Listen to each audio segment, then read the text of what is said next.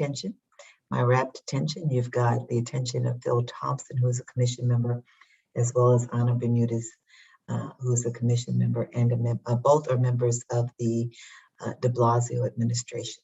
I'm going to give you an appreciation, perhaps a better appreciation than you may have of the commission. We're just going to run you through, the kind of the need to know about the commission. And first, let me just thank you for making yourselves available to us. We want to learn from you.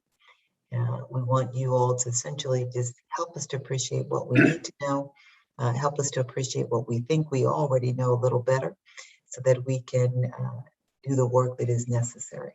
The commission was founded or established, I should say, in March of this year by Mayor de Blasio, with a charge of identifying within the New York City's charter, the New York City's Constitution, those foundational laws and principles that serve to essentially perpetuate racism in New York City through government practices, through relationships with government, whether they be through contracts, hiring, how power is distributed. Just, to jump into the Constitution, the Charter, identify those foundational laws and principles that allow for essentially a system of inequity when it comes to New Yorkers, their engagement with government, or they're just living here in New York City, but those things that are affected by government, which is pretty much everything. The commission is holding a series of conversations with thought leaders, with persons with lived experience, with subject matter experts, essentially to learn from a wide variety of people. What are the issues that we need to be centering on as we look at the charter? We have people who come to us and talk to us about specific charter provisions that we need to address. And then we have people who come and talk with us about everyday issues. And we are determined to do the work to figure out, how the charter may allow for racism and, essentially like looking at the root cause and the underlying root cause, and then how that ties to the laws. This is the 7th panel of this series. We've titled it Transforming Foundations. And our aim in this conversation is to take a look at racial justice and fairness, specifically when it comes to the legal system. We've talked with people about everything from early foundations to education, healthcare, environmental justice, economics and racial wealth gap. I'm sure I'm forgetting one or two things, but today we want to talk with you about the law and about justice and the inequities that present. The work of the commission will continue through the end of December in the form of looking at what we're hearing, and then, as I said before, crosswalking it with the charter itself and identifying what we should be proposing with respect to structural changes in the laws of the city, so that we can move toward a vision of racial equity, whereas the commission has defined it, the worth, the talents, the contributions of all people in society are valued and recognized. A city where race is not a determinant of economic, political, social, or psychological outcomes, and neither confers privilege nor denies opportunities. So today, what we want to talk about is the law, and we want to talk about fairness, or that which isn't fair, inequities that essentially are propped up by our justice systems. The way that this conversation will work is each of our panelists, we've got 3 panels, one at the 3 o'clock hour, one at the 4 o'clock hour, and one at the 5 o'clock hour. And each panel will serve as a listening session, while we're here. We'll hear from the panelists. Each panelist is asked to speak for about 8 minutes, one after the other, each one to follow, successively to follow one another.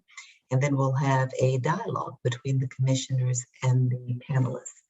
The dialogue is specifically between the commissioners and the panelists, and not commissioners one to another. You all may talk to each other as panelists, but by law, we're really speaking to you directly.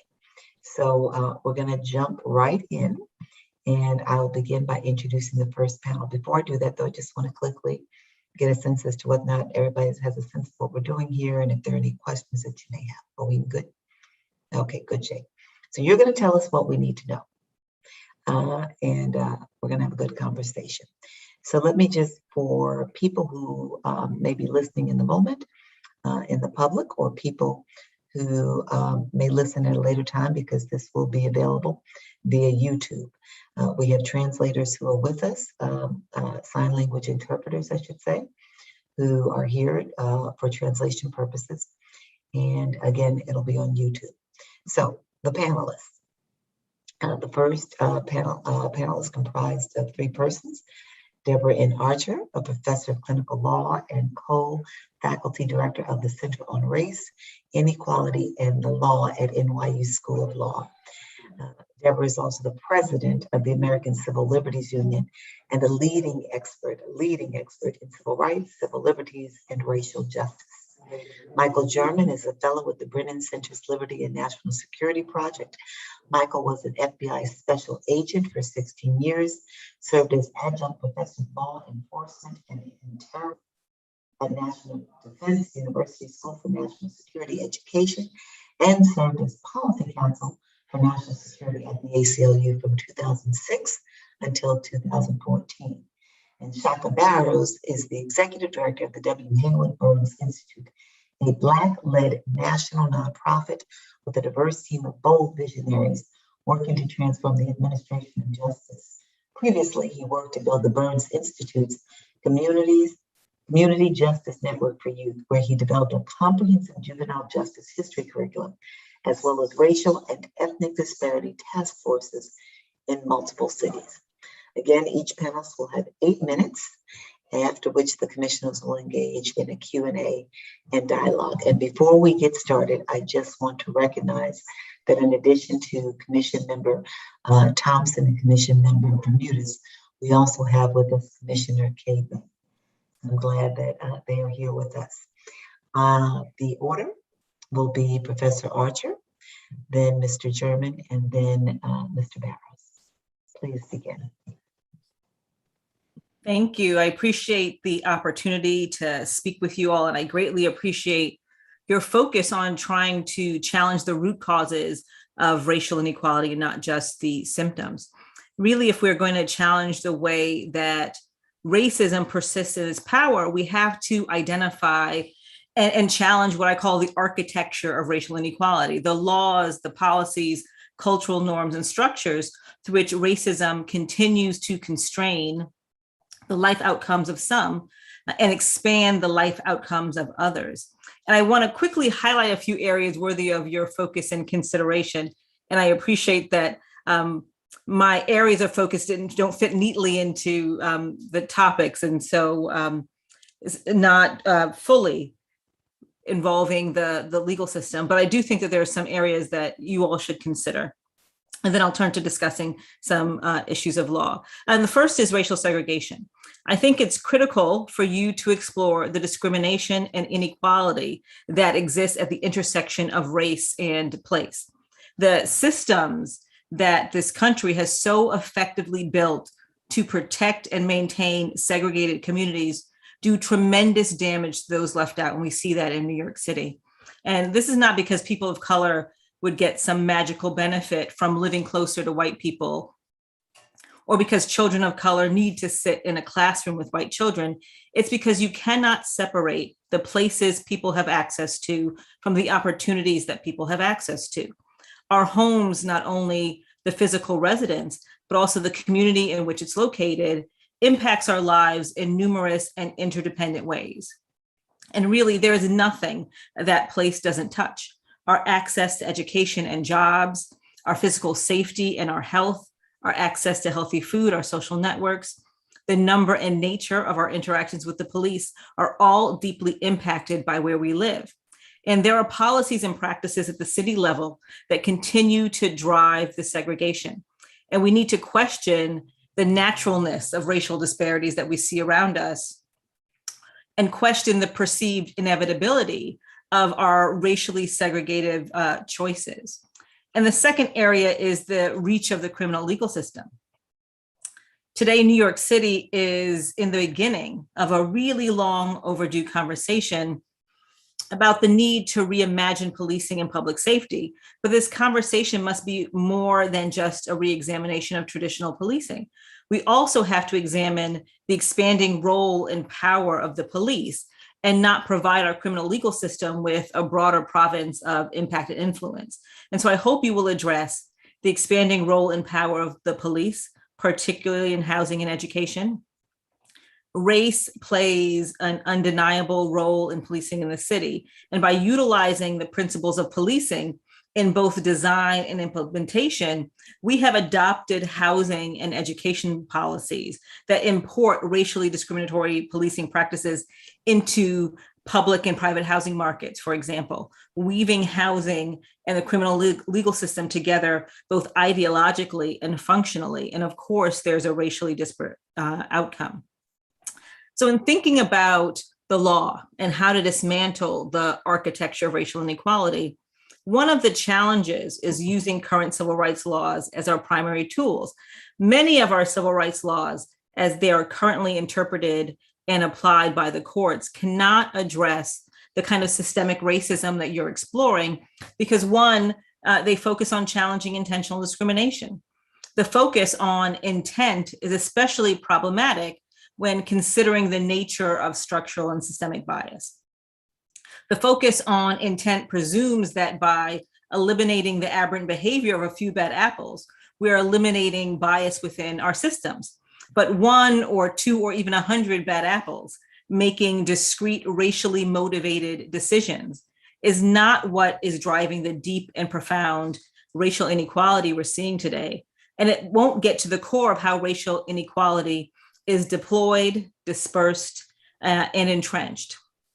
And second, our current understanding of civil rights laws leave undisturbed the subordination of people in communities of color that's fostered by systems of interlocking private and public power.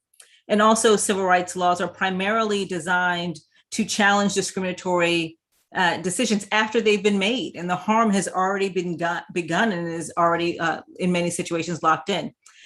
And they far too often allow policymakers and government officials to accept modern racial inequality as a neutral baseline, limiting the ability to redress the decades of accumulated racism and compounded harm.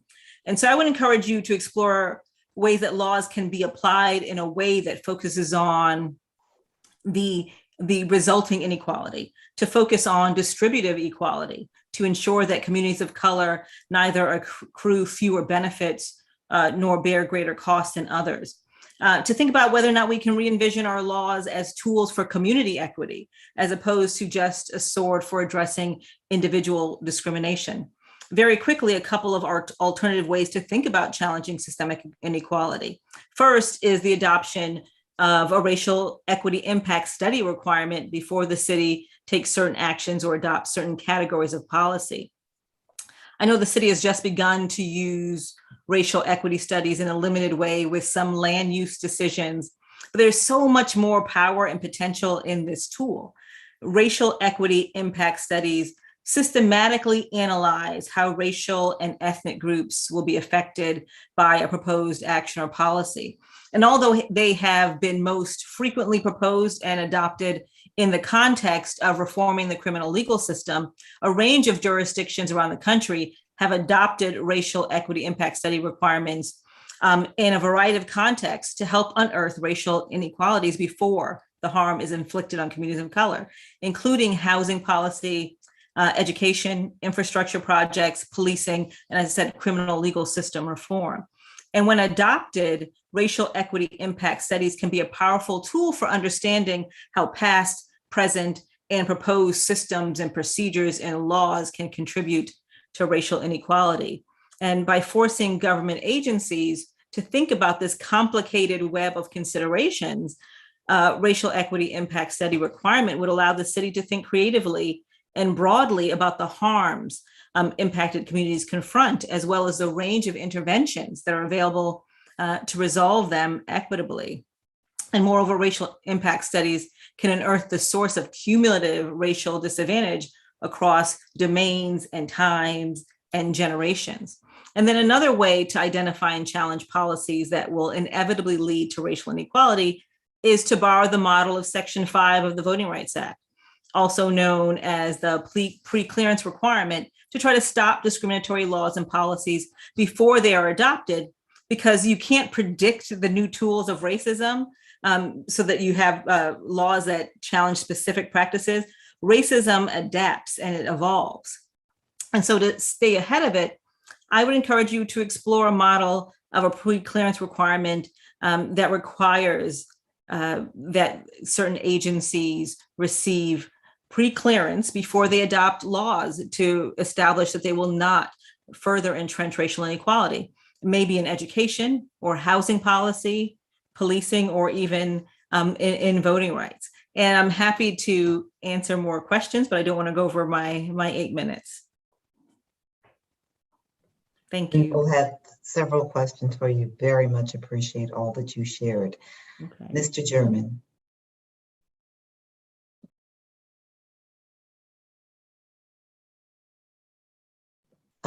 Please unmute yourself. Sorry about that. Thanks for inviting me to participate in this meeting of the Racial Justice Commission. Accountability at the NYPD, the New York Police Department, on racial justice matters requires transparency, and the lack of transparency at NYPD remains the biggest impediment to oversight and reform efforts. The Brennan Center engaged in 2 years of litigation to get basic information about the NYPD's use of predicting policing technology, both software and the algorithms they use. The documents ultimately provided didn't allow us to fully evaluate the program. Notably, however, the NYPD does no auditing of policing outputs of its predictive policing programs and has no specific privacy policies governing the predictive policing program. Requests regarding NYPD social media monitoring by the Brennan Center are still pending more than a year after the original request. The Brennan Center also wrote to the police commissioner in February to raise our concerns that the NYPD draft policies related to social media and online monitoring do not comply with the requirements of the Post Act. The institutional resistance to public accountability makes it harder to evaluate how implicit and structural bias in these programs might amplify racially biased police decisions. My work at the Brennan Center is recently focused on bias as an impediment to effective enforcement of hate crimes and far-right violence. I authored a report called Hidden in Plain Sight: Racism, White Supremacy, and Far-Right Militancy in Law Enforcement, which discussed the persistent problem of explicit bias in law enforcement. Recent news articles confirm that explicit bias remains a problem at the NYPD, exhibited in the form of NYPD officials' racist text messages and social media posts, citizen complaints about abusive language by police officers, or NYPD officers themselves reporting racial discrimination on the job. I do want to acknowledge that the New York City Police Reform and Reinvention Collaborative Plan is a positive step that requires some studies of racialized policing and use of force and implement training requirements. But there's a simpler solution that's too often ignored: treating citizen complaints and internal reports from NYPD staff as opportunities to identify and address bias among NYPD officials, rather than as hostile allegations that should be defended against at the expense of New York City taxpayers. This is one form of structural racism that assists the explicit bias that I talked about in the Hidden in Plain Sight report. For example, the Intercept reported that between January 2015 and June 2018, NYPD officers were accused of racism, sexism, homophobia, or transphobia in 70 lawsuits between January 2015 and 70 lawsuits. Based on data that the New York Civil Liberties Union acquired, disciplinary matters related to abusive language indicate that few officials receive significant punishments. too often what we see that's reflected in the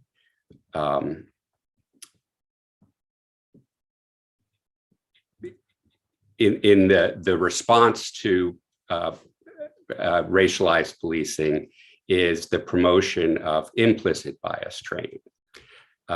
First of all, one of the problems with implementing training in response to problems is that police training is often part of the problem rather than part of the solution. And I could point to the NYPD's counterterrorism training that included factually erroneous and discriminatory statements about Muslims and Arab communities that resulted in them being more significantly targeted by law enforcement and treated as a suspect community rather than citizens deserving of equal protection of the law. Training, we also know that, for example, in 2020, there was a study of implicit bias training conducted by the NYPD. The study was conducted by the Finn Institute for Public Safety and the Center for Police Research and Policy. And while it found that the implicit bias training did have an impact on police officers' attitudes about implicit bias, they found no evidence that the training actually altered police behavior. And that's obviously the key concern here. So even where the police training is done, we have to require that kind of transparency to ensure that the outcomes that we're looking for are actually met. But I would argue that training is less important than empowering whistleblowers. And unfortunately, too often when there is a racial discrimination complaint made within any institution, the institutional reaction is to defend against that complaint.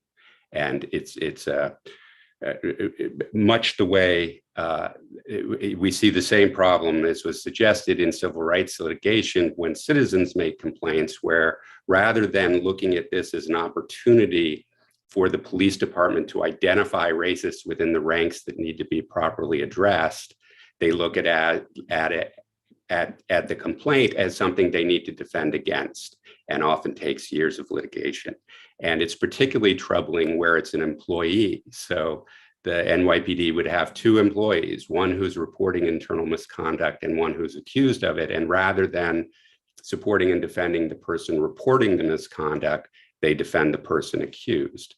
An example, in the people of New York City paid 3 Black New York police detectives in the intelligence division $700,000 to settle a racial discrimination lawsuit in 2019. The discrimination was reported in 2011. The Equal Employment Opportunity Commission decided in their favor in 2016, criticizing a wholly subjective and secretive process to promotions that resulted in Black detectives in general receiving lesser and later opportunities for promotion consistent with their qualifications. Yet the case wasn't settled until 2019, 8 years after the abusive activity took place. And it was settled with no NYPD admission of wrongdoing. One of the detectives had actually passed away by the time of the settlement. So it shows that injustice can often never be cured, even when there's compensation.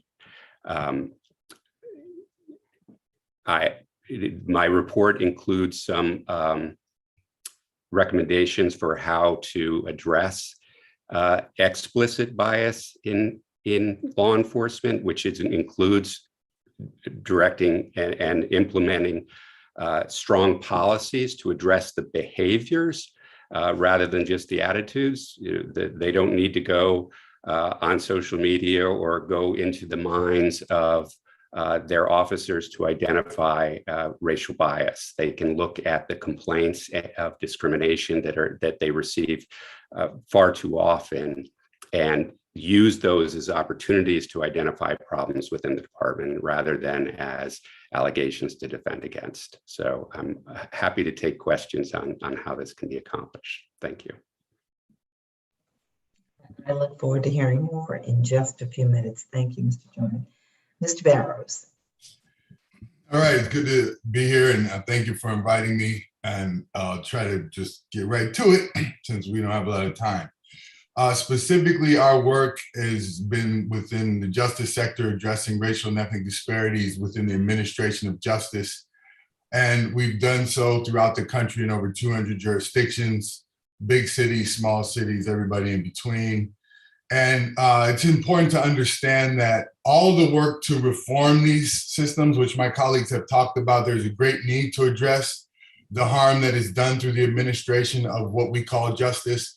And what justice has historically been is it been about racialized social control, as this country was founded from day one, as you know, with the policy of racial segregation as a white settler state and trying to eradicate Native Americans. And so there's just, we don't like to talk about it because it's uncomfortable, but it's absolutely critical for us to understand that these institutions that are supposed to carry out this notion of justice have been doing so with a particular history and a particular framework that has not just disappeared because we feel differently about where we are today as a society. It's important to understand the history of that, how it plays us forward into today. And so it's important to understand all of that work of kind of addressing the harms of the justice and the administration of justice in its racialized form is harm reduction.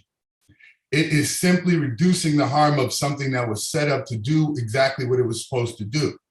So it's important for us to think about, you know, if you're alive in the time of the genocide of Native Americans, you're alive during slavery, what is there ever an appropriate reform agenda? Reform may not go far enough. And so what we've understood in our work is that it's not to belittle the harm reduction work. I'm trying to lift up and say, please, what my colleagues just raised, absolutely important, continue that harm reduction work, but understand it will not get us to racial equity alone. We have to invest in things that do not exist. We have to actually pivot away from this notion of reform and create an investment in an institution that in its mission, in its foundation, in its very structural DNA, has been set up to create racial equity in a country that holds the historical context that we hold, that then creates the conditions that then allow us to unleash violent public safety in a racialized way. And therefore we have to rethink and reimagine what the very notion of justice even means. That is often too much to take on. Most folk don't want to actually have to grapple with that. What is the very notion of what justice even means in this country? And do we even have one institution, one large agency that we can point to that at its core mission is to establish racial equity? If we don't, why aren't we building it? And what does it need to look like? And how do we do it in a way that is not limited and barred by structural inequities? So for us, that is framework that we call structural well-being. Actually building out structural well-being, building departments, agencies, county structures, state structures that are solely created to achieve this goal of racial equity, which we have not achieved yet. Everybody's failed. All our reforms, everybody I've seen, everything I've read, anybody who's honest will tell you that we've done some great things, but we've fallen short of achieving racial equity. And so for us, it's important to acknowledge the shortcomings, right? And it's not just, these aren't intentional. This is baked into the issues of procurement. Who is seen as risky? Who's not? Who gets the first lump sum so they get the next lump sum? So it becomes so large that your projects regularly fail, but you keep getting money. All of this is part of the structural inequities that we're up against. And so just want to lift up an example of this for you to digest. In Los Angeles, the Board of Supervisors in 2019 passed a resolution to begin a process to imagine an experience for people in LA that got rid of juvenile probation completely. Because they had been about the work of reforming probation for so long, they got to the point to realize reform was no longer going to get us there. They actually wanted us to facilitate a process, and so they brought us in, we led a process to actually reimagine what justice for young people could look like. And what that what the end result, which I wish I had, 1,800 minutes to talk about, but, was a comprehensive approach to reimagining youth justice. And it came out in a report that we titled Youth Justice Reimagined. And fundamentally, at the core of it is a Department of Youth Development that is set up to comprehensively think about young people's development across the spectrum, to understand that that happens at the community level, that implicates education, other youth-serving agencies, other resource entities that are trying to help youth and families, coordination across agencies that has to account for direct supports to families. A major component of that is resourcing a vast youth development network. And the idea here is that you're providing youth development resources and supports at the community level in a real way, not on a cheap. Not on the cheap because it's nonprofits and they're in the hood, and so we're going to pay them less without a pension. Because the challenge of this is there's 3,400 probation officers who are also from the same community, but who have a good job and a good pension, and who think this county is not going to take care of them in the process, and that they're going to lose that, even though those jobs they hold don't come with a high level of satisfaction professionally. Those are not the jobs that people just lift up and say, oh, my job is about so amazing and all these great experiences. These folks talk about a tough job. It's not easy, but they paid well and they have a pension. And we have to create a real opportunity for them to be a part of this transformative new system, right? But to not bring those practices of custody, suppression, control, all the things that Michael just described in terms of the challenges of the old way of distributing justice, right? Which I'm framing as violent public safety. Right. And yet we want to achieve this equity and public safety where we're all together, but we only see that when people's well-being is taken care of. And that's why we say you have to put that structural well-being at the core. So we've resourced a Department of Youth Development. This is all in design. Now we're in the process of trying to implement. But the notion is to resource a vast community-based network, real jobs, real resources in the community. We're talking now an equitable shift out into the communities that have been most left behind. And we have to account for gentrification. We have to think about what this means for people who've been shifted to other, parts of the community. And then from there, we're looking at decision-making. So in justice administration, decision-making is huge. We have to look at each time a decision is made, who gets to make that decision? What access do they have? What accountability do they have to the community, to the young person, to families? Do they even understand what's going on in the dynamics in the neighborhood? But yet you're coming in and making a decision that is destructive and harmful. We're trying to rethink decision-making, so we've created this notion of youth empowerment support teams. So we're pulling from that youth development network when something occurs, because the idea is that definitely things are still going to happen. No one's trying to act like this is going to be harmonious and there's not going to be things occurring. I'm at 8 minutes. Things will happen. We'll have a yes team. We'll try to do decisions very differently. And this is thinking about everything to the deep end. Like, what does it look like to have a home-like therapeutic environment for a young person who is removed from their home, rather than these institutions that reflect more violence in the form of public safety that just harm and create really harmed people who come back home and who then live in neighborhoods that have been harmed structurally. And yet we wonder why we're not seeing success. So happy to say more, but I'm gonna stop there. And I believe that we're all eager to learn more. You all have raised many significant points that we're now going to delve into. I want to begin by just sharing that additional commission members have joined us. Reverend Fred Davey, commission members with us, along with commission member Joanne Yu and commission member Laurie Daniel Favors. And so we'll begin our questioning, and we'll do so by my asking commission members to raise your hands. Raise your hands, the symbol. Use the symbol to raise your hands, and we'll jump right in.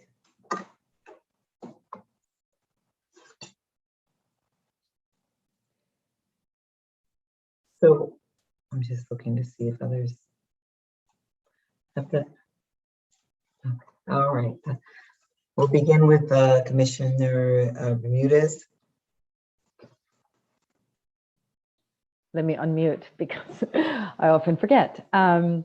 it's great to see you all, Tshaka and Professor Archer. How are you? And Michael as well. So, there's a lot of things to cover here, but let me ask you if you have any particular recommendations or, to the points being made that reform may not be enough, that we really have to, I really like that phrase of investing in things that don't exist yet, and one of the things that seems to be important that nobody really talks about is what you just talked about in terms of youth justice reimagined as a precursor, as the, sort of the precursor to the larger criminal justice system. We have to starve the system kind of thing, if you will, right? And so if we invest in earlier times and this whole thing, one thing that's happening with policing in schools is that, we need to shift policing in schools from the NYPD to the DOE.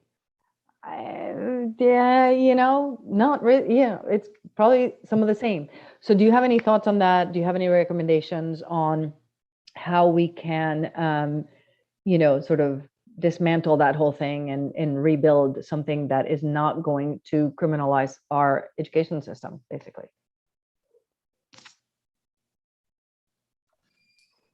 Yeah, I mean, I definitely, I think you even have a panelist coming next session to talk about credible messaging. And it's definitely something that we're looking at, is identifying the experiences that folks in the community have had and the resource that they are to not just mentoring, but definitely mentoring, right? And just playing that kind of a role.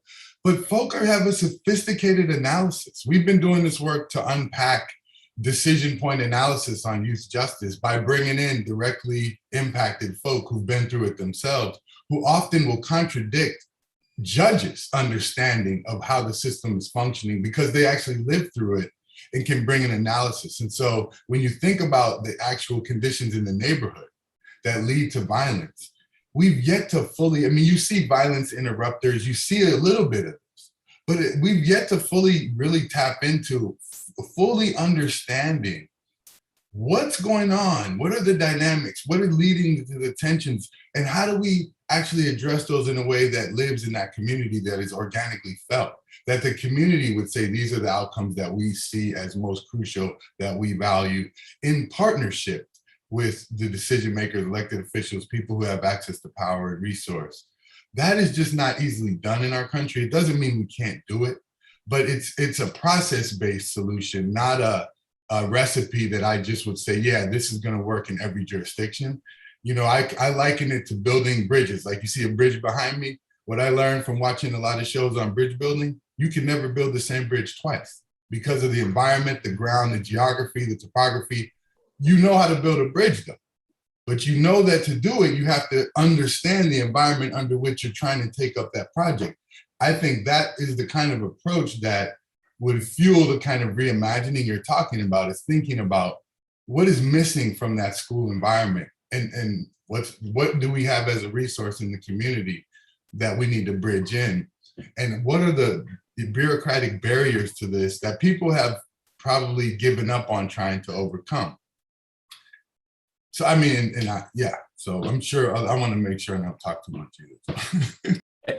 And if I could just add a response to that, the reform measures that I'm talking about, requiring transparency as a day-to-day part of the expectations from this entity, and protecting whistleblowers who report misconduct from within, and in fact honoring and rewarding those whistleblowers for doing the appropriate thing, are essential to any system.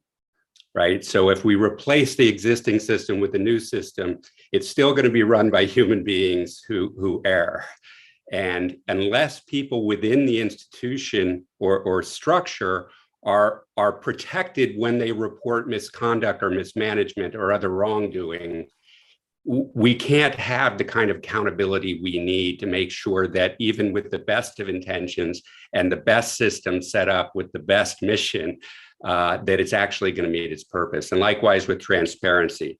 And this includes, transparency around who is hired and why and what the standards are, how they're promoted, around whatever disciplinary measures are taken in whatever system, and whatever training is put out. I mean, a huge part of the problem with the training we see in law enforcement is that it cements bias, right? That it identifies who are the suspect communities, whether that's by race, ethnicity, religion, or ideology. I mean, this summer we saw these aggressive, violent responses to racial justice protests because the police had been trained that this, nebulous thing Antifa was the problem, when the whole idea that anti-fascism is the problem and fascism is not. I think 10 years ago would have been seen as ridiculous, but was very effective in teaching our law enforcement officers that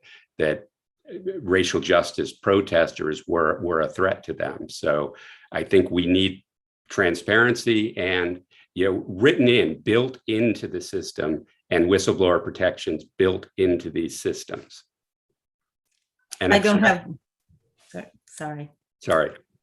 I don't have much to add. That the two folks who went before me, I think, have covered a great deal. But just want to stress that the concept that reform may not be enough, and that's true when we're looking at our criminal legal system, our legal system broadly, and everything that you all will be examining. Reform may not be enough. Just to pick up on the example that Commissioner Bermudez used around policing in schools. And you can shift from the policing happening by police officers to the policing happening by DOE officials to the policing happening by private individuals or happening with teachers, but it's all still policing. And what you may need to do instead is to step back and develop a whole new paradigm for how we engage with kids. We see it in suburbs all the time. They don't have police in schools, not because they don't care about the well-being and safety of their children. It's because they have other ways of financially investing with other resources in the health, safety, and well-being of their children. And so we need to step out of this policing paradigm altogether. We may need to step out of the traditional housing paradigm. Often I tell my students when I engage with them, we are studying the law and how things have been, but they should never feel constrained by what we've learned and how things have been done in the past and what we think is the right way. So I just wanted to second this concept of just stepping back completely and reimagining from the ground up. So I just want to jump in on this conversation, this issue of preventing the harm, reimagining. And what it causes me to think about is, the value base that we are beginning with as a society, and how our charter is essentially a manifestation of that value base. And so if we're rethinking and reimagining and trying to prevent the harm from occurring in the first place, what must we say? What must we value? How should we present that? Is there a value in and of itself in kind of reimagining within the charter? That all lives have value and have worth, that regardless of race, as well as the formerly incarcerated person. Like, is there value in kind of setting a new, casting a new vision or new value base upon which then the charter should be built, or like the resetting the foundation in that respect? Absolutely important. I think it's absolutely critical. We in our work will facilitate a values discussion. So part of our work in LA was the governor closed the state youth prison. So we were responsible for facilitating a transition team to think about what would the local option be now that they can no longer send youth off to the California State Department of Juvenile Justice, is what they called it, DJJ. It's no longer an option. So the first meeting we had was completely just about values.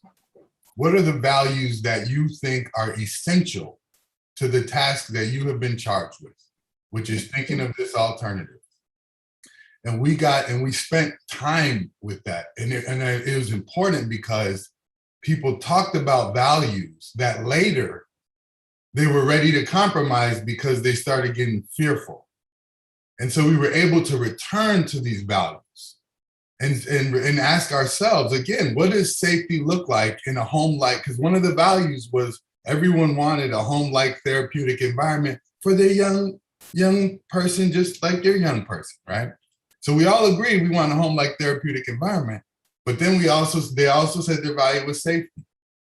So what is safety? And safety went from safety to true safety, to real safety, to safety. It was like, okay, well, what do you mean now by safety? Let's unpack that.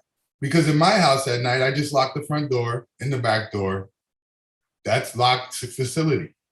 Is that what we mean by a secure, locked, home-like environment? No. Okay, let's talk about that. Let's talk about what we mean. So values are essential.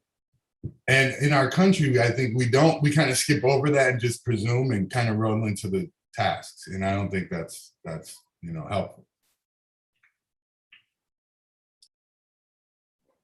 Very helpful. Thank you.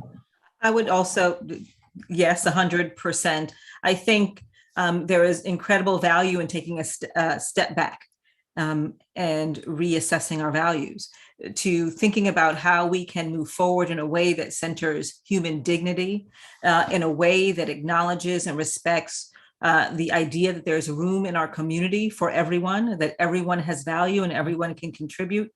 I think too often we fall back on these values of exclusion, these values of exile, this sense of merit that only certain people have earned, the right to be a part of communities of opportunity, to be able to attend schools that are well resourced and have high expectations of their students.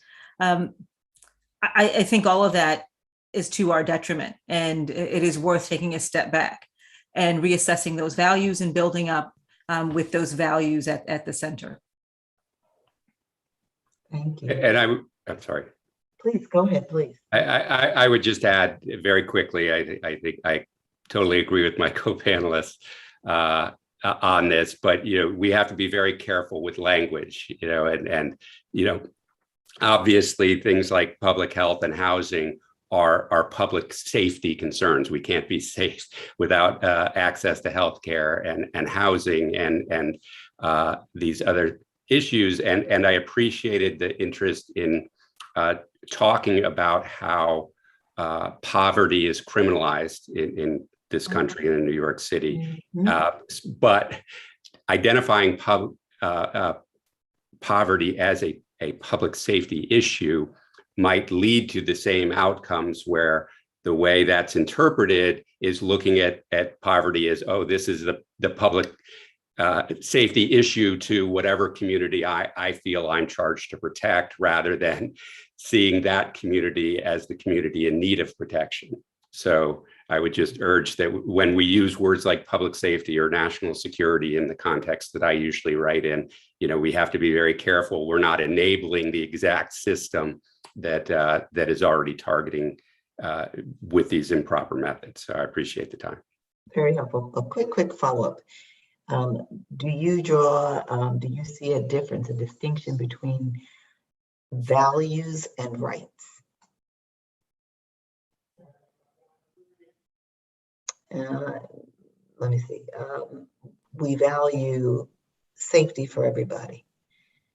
Everybody has a right to safety. Is there a distinction? We value the dignity and humanity in everybody. Everybody has a right to be treated with, or we value, we see that we value everybody having a strong early learning foundation. That's a good one.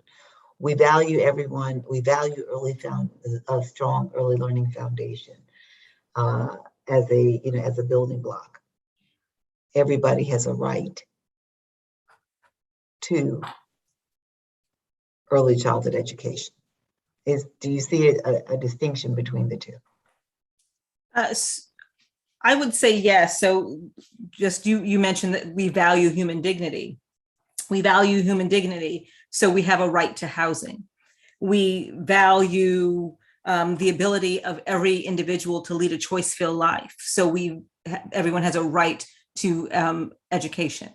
So I do think there is a difference, and it is worth articulating a value, and then thinking about the rights and responsibilities that can help us protect that value. Very helpful. Thank you. Can I follow up on something Mr. Barrows said really early on that I think is worth stressing? And he mentioned some of the challenges around gentrification. And I mentioned the important goal of integration, or at least of challenging segregation. But I also think that we need to spend equal time thinking about how we build up and protect communities of color. How do we make sure that every community is a community of opportunity? As we invest economically in communities of color, how do we ensure that long-term residents of those communities have the ability to stay in their homes, to stay in their communities, and to enjoy the benefits of that investment? So I hope that it is not about just focusing on challenging segregation, but also about focusing on making sure that every community is a community of opportunity, is a community that enables people to live healthy, happy, and choice-filled lives. I'm sorry, I'm really appreciating this conversation, and it's helping to bring clarification to some of what we've heard in other spaces, other panels, as well as in public meetings. So if there are other commission members who want to ask questions, please raise your hand. And as I'm looking for your hands, let me just say, when I hear you speak about that, what I'm thinking about is there's a distinction between everybody has should have access to, versus it's kind of part of the community in which they're existing. Everybody has access to the better public schools in New York City, on paper, let's say. Mm-hmm. But within their communities, they don't have thriving public schools. And the distinction of how do we strive towards a society where what all children or families need is at their fingertips. And how do we make access meaningful? Because everyone has access to Stuyvesant High School, but it's not meaningful access for most children. Okay. Since there's a pause, I also just want to flag, because it seems out of the justice context, but the universal basic income should be really strongly considered when we think about the failures, again, of all the other interventions. Past interventions have not been able to move the dial for folks who most in need. What we saw with the brother who was the mayor in Stockton was that the results were just overwhelming, that people spent the resources on their bills and food and absolute things that bridge you from being in a crisis. And this was a basic small test that they used foundation dollars for. There's still a struggle to do universal basic income with actual tax dollars because people are afraid.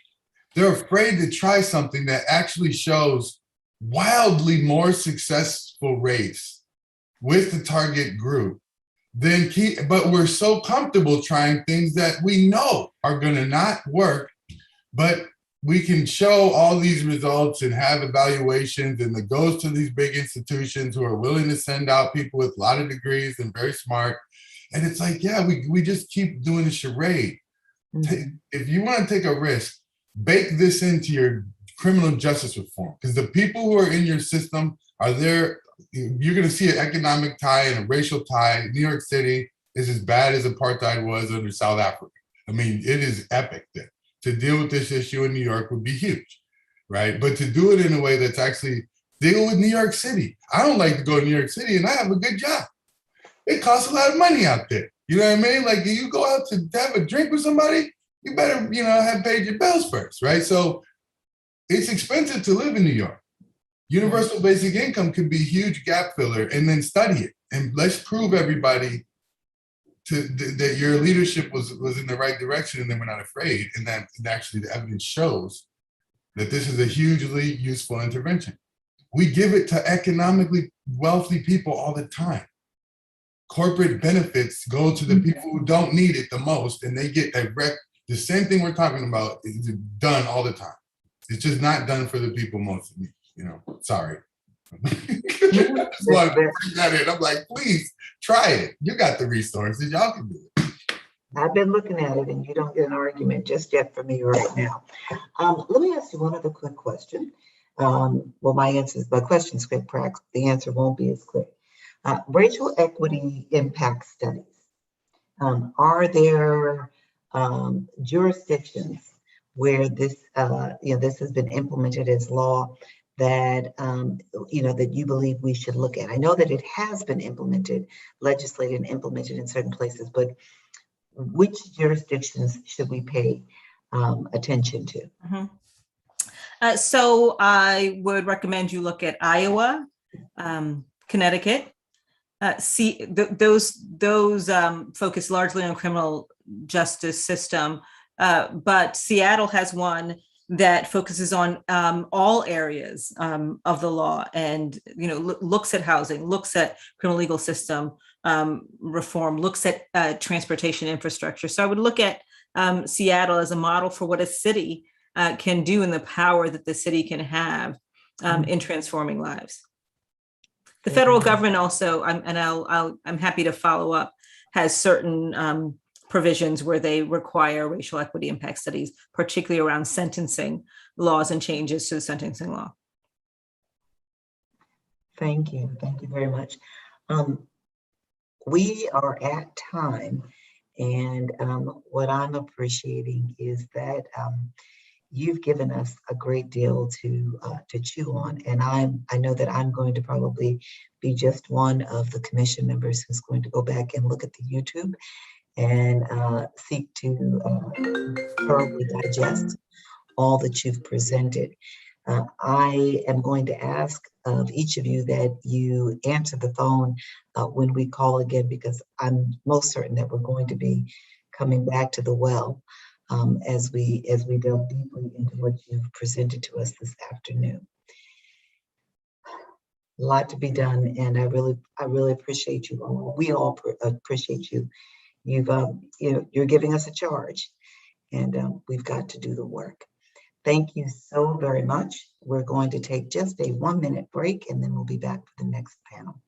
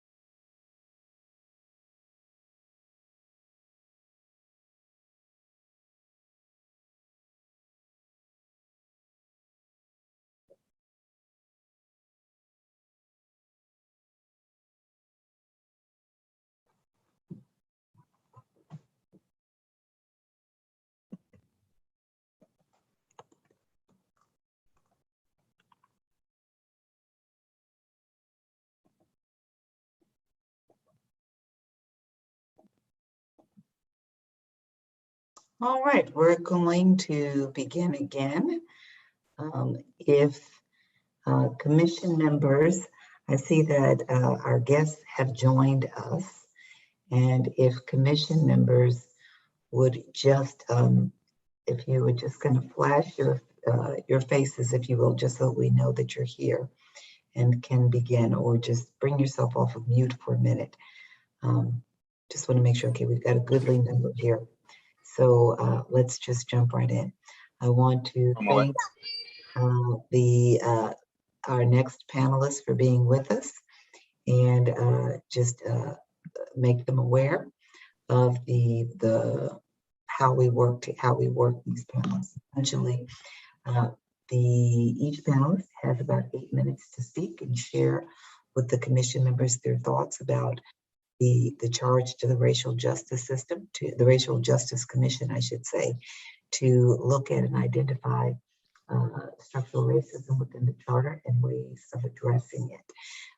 This panel is dedicated, this conversation today, to justice and fairness in the laws. And so we're asking that you speak to that, but if you have any other points that you'd like to raise as it concerns overall structural racism and how we should be thinking about making changes in the charter, we would very much welcome your thoughts about that as well. We're going to begin the conversation by asking each of the panelists to speak for about 8 minutes. Before you do, I'll introduce you to the commission members, to staff of the commission, as well as to the audience that may be looking on at this time or may go back and look at the YouTube, which often happens. So we'll introduce you. You'll each have 8 minutes to speak, and then we'll engage in dialogue, commission members with you. And I very quickly want to acknowledge that I believe Commissioner Coy has joined us. And so the commission members, as well as, I can't remember if I mentioned Commissioner Lori Daniel Favors. So you can look around and see our guests that we have: Commission Member Mutis, Commission Member Davey, Commission Member Thompson, and Commission Member Daniel Favors. I think that maybe that's all who is with us at this particular moment. So let me introduce you all to those who are listening in, and then you will begin. The first person that will speak is Michael Rempel. Michael is the Director of Jail Reform at the Center for Court Innovation, overseeing strategic planning and research related to reducing incarceration in New York City. Erica Bond, who I've had the pleasure of getting to know earlier this year, I had the pleasure, or last year, time is running. Erica Bond is the Vice President of Social Justice Initiatives at John Jay College of Criminal Justice. Before this role, she worked for the Data Collaborative for Justice at John Jay. And we have Clinton Lacey, the President and CEO of Credible Messenger Mentoring Movement, CM3, a newly formed organization focusing on supporting community-rooted natural leaders who have successfully navigated their own prior involvement in the justice system. Clinton is the former director of Washington, D.C.'s Department of Youth Rehabilitation Services and former deputy commissioner of New York City Department of Probation. Let's begin with Michael. All right, it's really great to be here. Thank you for inviting me. And I am going to read my comments, so I'll try to be as clear as possible. I'm going to just focus on racial inequities in the city's carceral system. So a lot of research tells us that justice involvement, and especially incarceration, reduces people's future earnings and employment, leads to a loss of housing, exacerbates mental illness, creates new trauma, and uproots families and communities. Adding to these effects are the violence and chaos we know is now plaguing the Rikers Island jails. The most recent federal monitor report found that violence was at a 5-year high, and past reform efforts were failing. Our new correction commissioner, who is a widely respected reformer, warned last week that Rikers needs nothing less than a gut rehab. Black New Yorkers disproportionately experience this unsafe status quo. And I'm going to just roll through some statistics over the next couple minutes, but I will then get to ideas for moving forward. So, for example, a recent study found that from 2008 to 2017, 27% of Black men citywide had been jailed by the age of 38, compared to just 3% of white men. As of June 2021, Black and brown New Yorkers comprise almost 90% of the city's jail population, though they comprise only slightly over half of the city's general population. Black New Yorkers alone make up less than a quarter of the city's population, but 53% of those charged with a criminal offense in 2020, and then up to 60% of people held in jail as of this June 1st. So these escalating numbers tell us that our criminal justice system both embodies systemic racism and makes it worse, not better. In 2019, 22% of Black compared to 16% of white people convicted of crimes were sentenced to jail or prison. Back in the pretrial stages, the state's new bail reform law has reduced detention for people of every group in absolute terms. But in the second half of 2020, research indicates that judges began setting bail more often on types of cases where they had been releasing people earlier in the year. And this trend went hand in hand with widening disparities. So in the fourth quarter, judges ordered bail or remand 61% of the time with Black, compared to 41% of the time with white individuals charged with violent felonies still legally eligible for bail. So the law says that setting bail is permissible if someone poses a demonstrable risk of flight and no less restrictive conditions such as pretrial supervision could assure return to court. But few in New York pose any flight risk. In 2019, 84% of people released pretrial attended every court date. And if the charge was a violent felony, even a higher percentage, 89%, did attend every court date. In the fourth quarter of 2020, the city's own pretrial release assessment recommended almost 4 in 5 people accused of violent felonies for release on their own recognizance based on the lack of any empirical flight risk, but judges still set bail or remand in half of these cases. With release assessments recommendations consistently followed in 2020, virtually identical percentages of people from every racial and ethnic group would have been released. In a recent report, which you have on the commission, my colleagues and I included 4 recommendations to draw attention to racial injustice in the carceral system. First, define racism based on outcomes, not overt bias alone. Criminal justice leaders do not have to perpetuate decision-making procedures that result in these steep disparities, even if their process appears race-neutral on its face. Second, establish a permanent racial disparities working group, or perhaps a permanent commission or board. It could analyze data, create regular public dashboards tracking disparities at every single criminal justice decision point, hold regular forums, and promote accountability by issuing frequent recommendations regarding inequitable practices of city officials, courts, prosecutors, and other criminal justice agencies. Third, monitor disparities in courts' actual pretrial decisions and compare them to disparities that would have resulted if courts had more consistently followed the city's release assessment.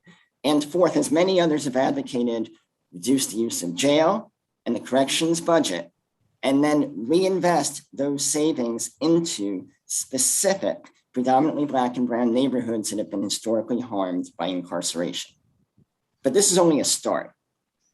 Knowing that the harm experienced at Rikers does disproportionately impact Black New Yorkers can inform additional across-the-board steps. One especially compelling concern in thinking about our focus is the reality that Rikers Island mainly houses people, predominantly Black and brown, who are presumed innocent. About 9 out of 10 people held in city jails today have not been convicted on the pending matter. City government can do a lot.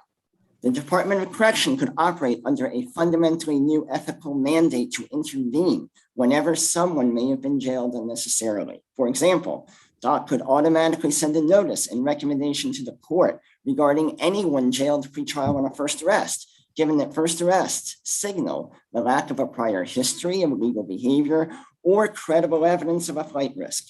And a first arrest presents a pivotal point to intervene with programming. DOC might also flag people who have been flagged within DOC to have a chronic medical condition who face harms, including death, if they continue to be incarcerated. City agencies might be obligated to assess people's ability to pay bail whenever it is set. For people sitting in jail with no ability to pay, indicated by homelessness or other known measures of indigence, or for whom the current bail amount is shown to be excessive, DOC again could play a role in informing the court and making a recommendation for other pretrial conditions. Notably, in 2020, only 15% of people who had to post bail could do so in time to avoid a jail stay, and less than half could pay within 30 days.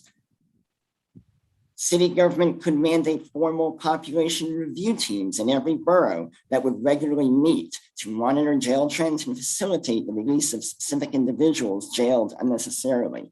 At a minimum, these teams could automatically review the cases of people who have been detained for 6 months on a felony, which is the court system's own standard for resolving felonies.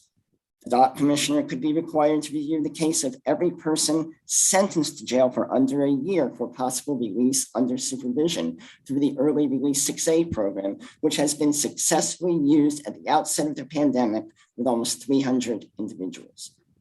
Understanding the justice system is inextricably permeated by systemic racism can pave the way for promising responses. And I look forward to discussing how some of these ideas and the ideas of the other panelists can translate into charter reforms, which I know is your mandate. And I'm out of time. Very much appreciated. Thank you. Erica Bond. Thank you, Jennifer, and thank you to the members and the staff of the Racial Justice Commission for inviting me here to speak. I'm honored to sit alongside friends and colleagues Mike Rempel and Clinton Lacey, who I think are both doing really incredible work to support safety and equity in our communities. I'll just start by saying, as a native New Yorker, a Latina, a mother who's raising a Black and Latino child in the city, the question of how we create a racially equitable city is really, it's personal for me, it's for my family, and for the communities that I serve. I'm also the Vice President of Social Justice Initiatives at John Jay College of Criminal Justice, which is a school that is dedicated to educating our students, the majority of whom are students of color, to become the future leaders for justice, safety, and peace. And as a research institution, we partner with government, advocates, police leadership, community leaders, and researchers around the country to study and advance reforms that are aimed at making all of our communities safe and equitable. So today I'm going to talk to you about 2 reports that John Jay has published that challenge us to broaden our notions of public safety. These reports call on us to think of safe communities not just as places where crime is absent, but where everyone, regardless of their race, their gender, their immigration, religious, or socioeconomic status, has the feeling of security that enables them to thrive. One of the participants in John Jay's Future of Public Safety convenings, which were held last summer and fall, Daryl Atkinson, put it this way: what does public safety look like? It's not rocket science, right? It's what predominantly white communities get every single day. And a first step towards achieving public safety for all communities is to address the legacy of racial inequities in our criminal legal system that continue to impact BIPOC communities today. And in particular, I'd like to call the Commission's attention to the issue of criminal conviction records. So the Data Collaborative for Justice, where I previously served as policy director, recently issued a report documenting the accumulation of these records in New York City between 1980 and 2019. And during this period, the police made just under 11 million arrests in New York City, mostly of Black and Latinx people on low-level charges. That has left almost 750,000 New Yorkers with criminal records. The Data Collaborative's report, which was made possible by generous funding from Trinity Church Wall Street, also found the following: Between 1990, which is the first year when we had reliable race data, and 2019, almost 80% of the people who received a criminal conviction record were Black or Latinx. That's 400,000 Black and Latinx New Yorkers who have criminal conviction records. Most people with records have 2 or fewer convictions, and 42% had only 1 conviction on their record. That's 315,000 people. Most criminal convictions were for low-level offenses, so 77% of criminal convictions were for misdemeanors. And drug convictions accounted for almost 1/3 of misdemeanor and felony convictions, and almost 15% of people that have criminal records have only a drug conviction on their records. And then finally, almost 2/3 of people with convictions have not had a new conviction for over 10 years. And it's really not a surprise that most conviction records are older. In response to the concerns about the impacts of high rates of enforcement in BIPOC communities, the city and NYPD have dramatically reduced enforcement, particularly lower level enforcement since the peak in 2011.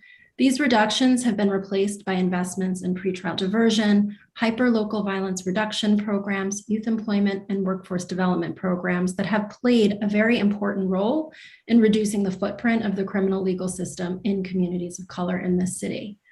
In addition to continuing to make these kinds of investments and alternatives, we also have to address the legacy of an overly punitive criminal legal system that has saddled hundreds of thousands of mostly Black and Brown New Yorkers with criminal records.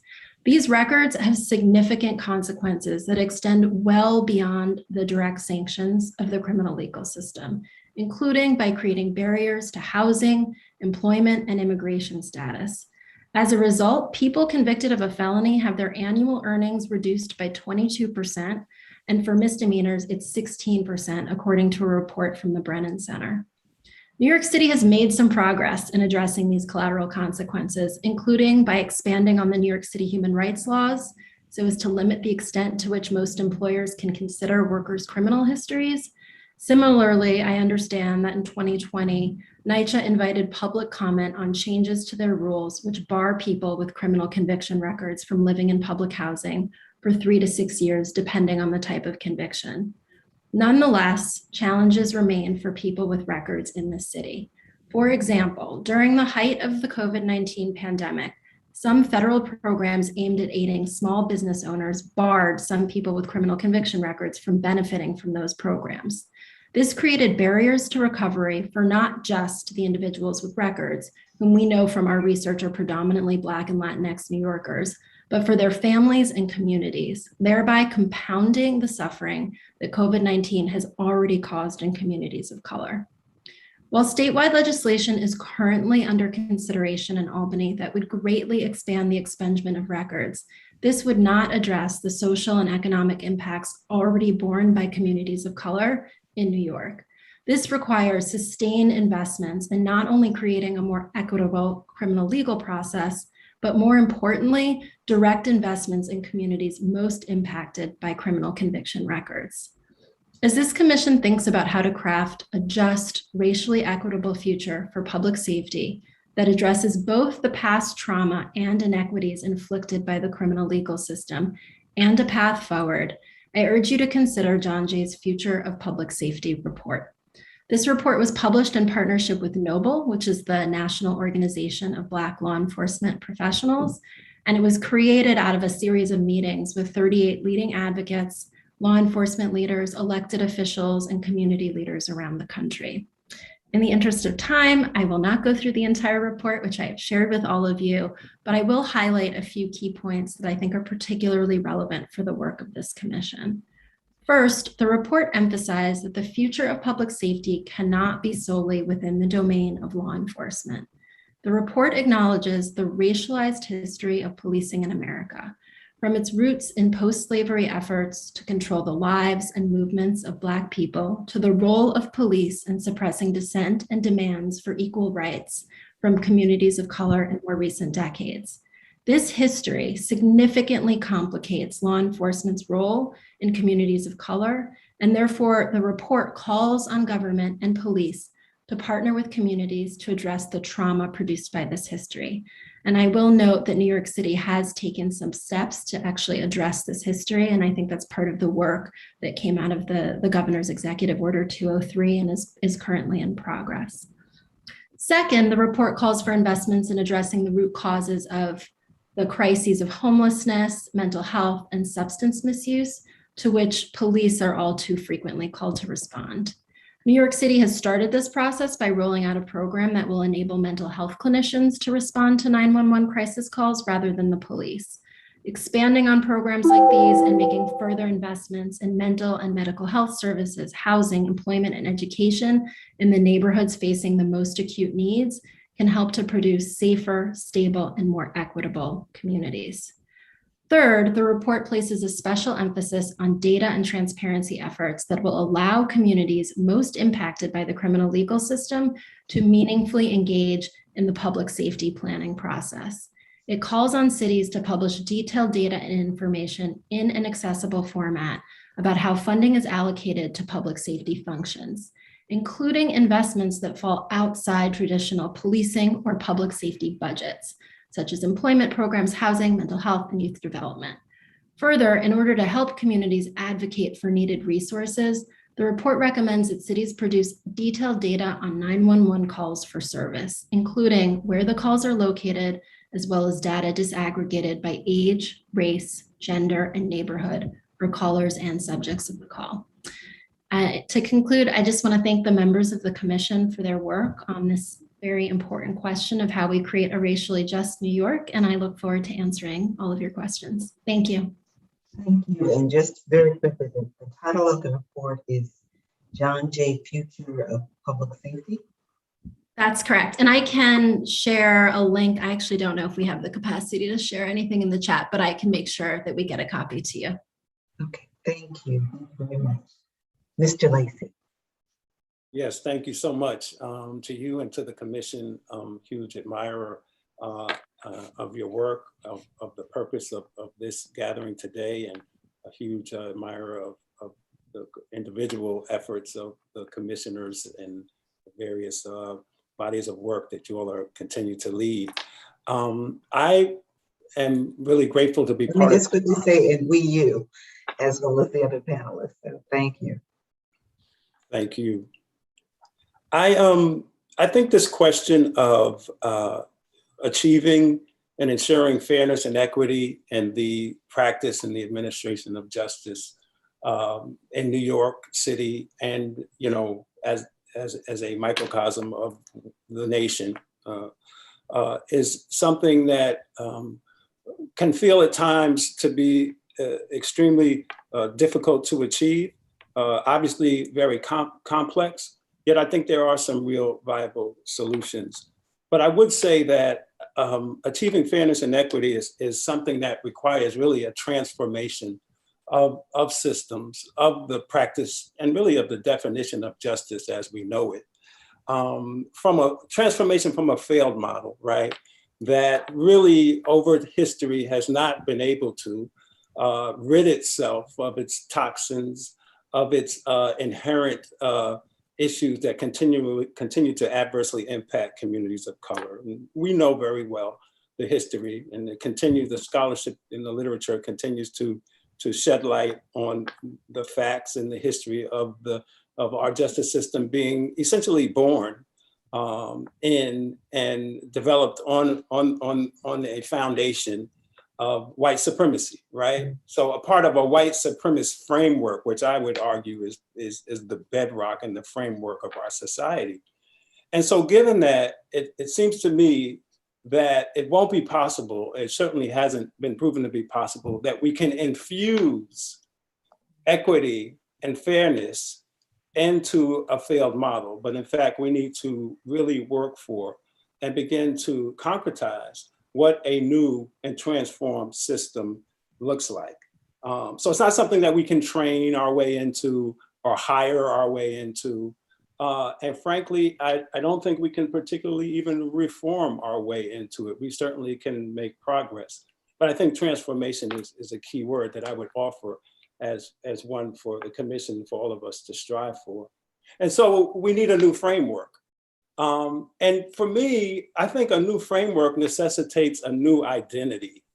How does the system, the justice system, define its identity? You know, the question when people are arguing, like, who do you think you are? Well, who does the system think it is? What does the system think it is in terms of what is the highest value that the justice system brings to communities, particularly communities of color that are most adversely impacted via racial disparities and other harmful treatment? And so I think this question of identity is critical, and would offer that a new identity, therefore, is required if we're going to have a new framework, and a new identity that really grapples with that question of greatest value.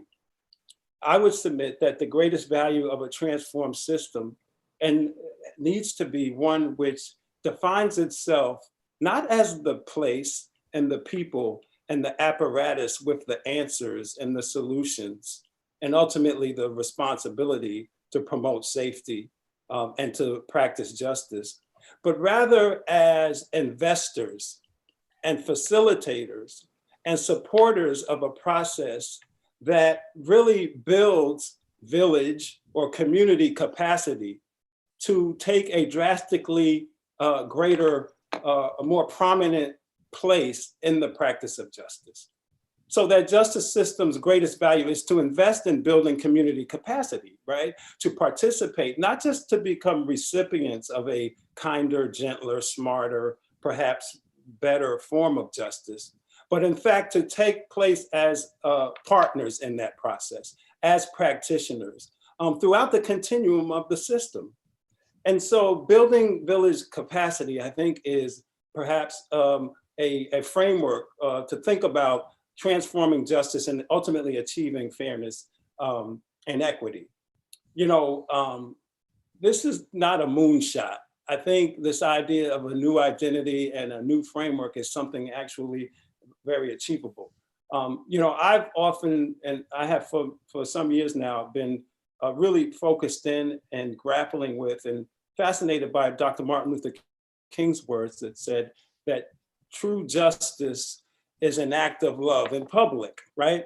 So this question of love in public policy, and love in, of all places, in justice policy, is an idea that I think is worthy of our time and our effort and our struggling to push ourselves to concretize via policy and practice what a practice of justice can look like that changes the experience for the people who are impacted, that has as its highest value love and compassion and care for the communities that it serves.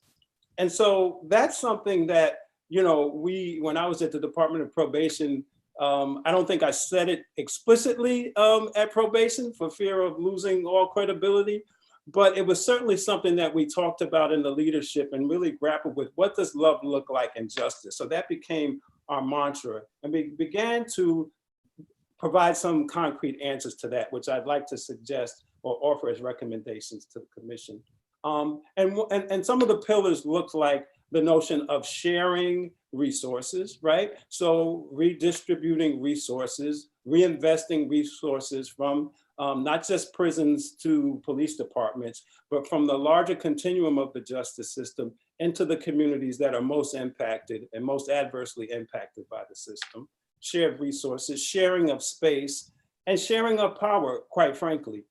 Now, we know that the cry for defund the police is one that's highly controversial, and people of different persuasions have different feelings about it.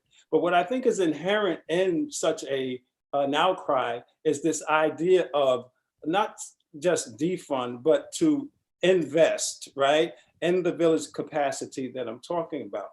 And so a couple of concrete examples that I would offer.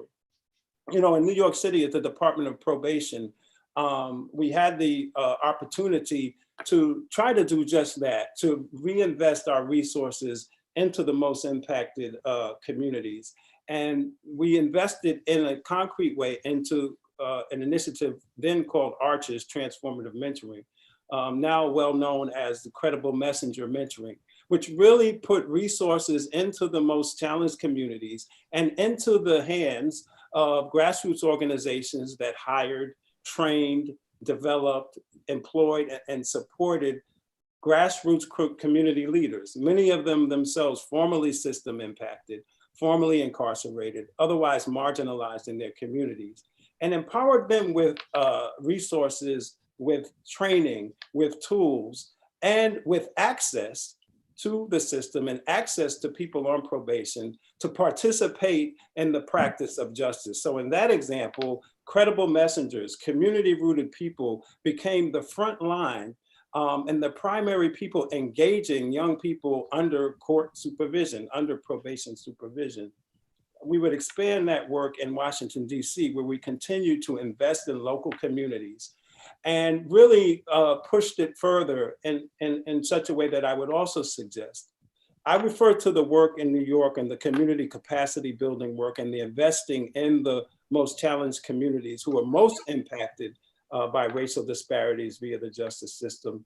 That work, which proved to be successful in many ways, I sort of use the analogy that it was a sort of the system, the probation department began to date the community. You know, there was a dating process. There was a process of reintroduction, of getting to know one another, of trying to create safe space where people could begin to communicate and move beyond the highly antagonistic relationship between the community and the probation department and the overall law enforcement establishment in New York.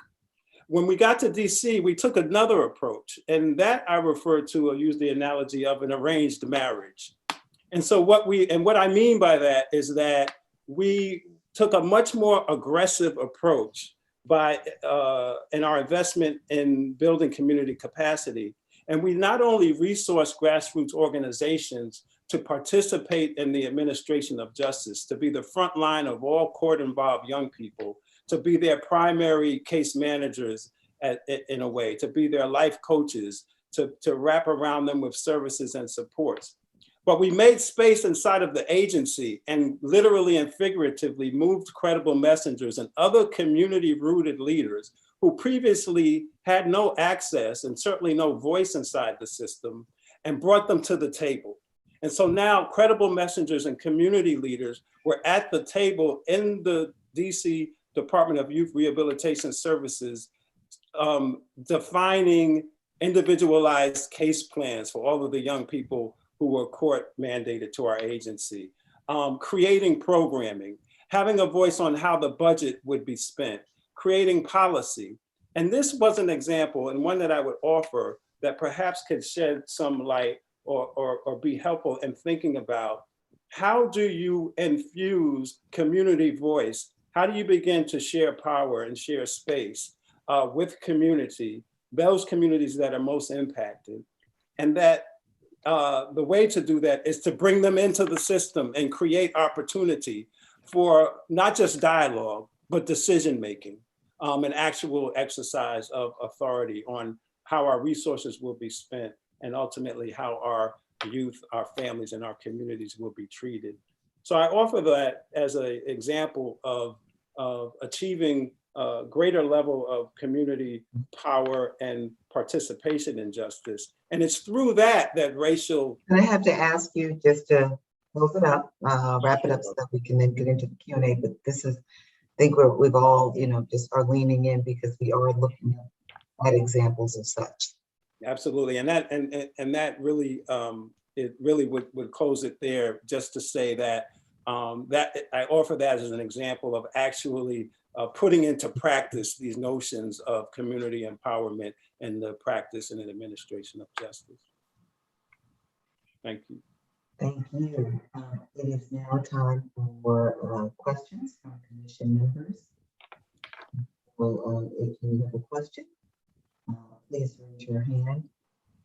And I've been watching, listening intently and taking many notes. Marvin Movie, please.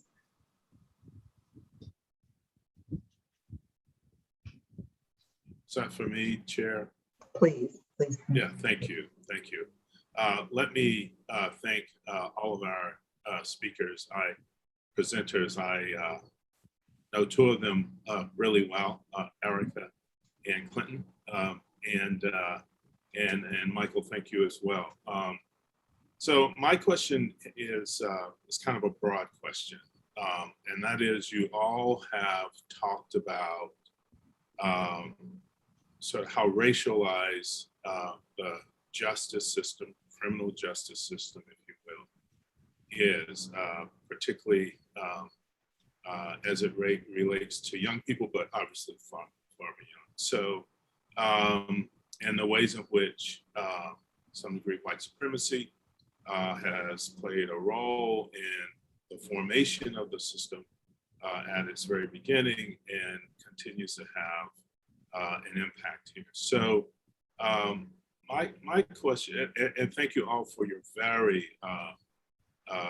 concrete recommendations, actionable recommendations that I look forward to discussing with my fellow commissioners as we think about how we report out, both in the interim and then ultimately a set of proposals for the voters to support.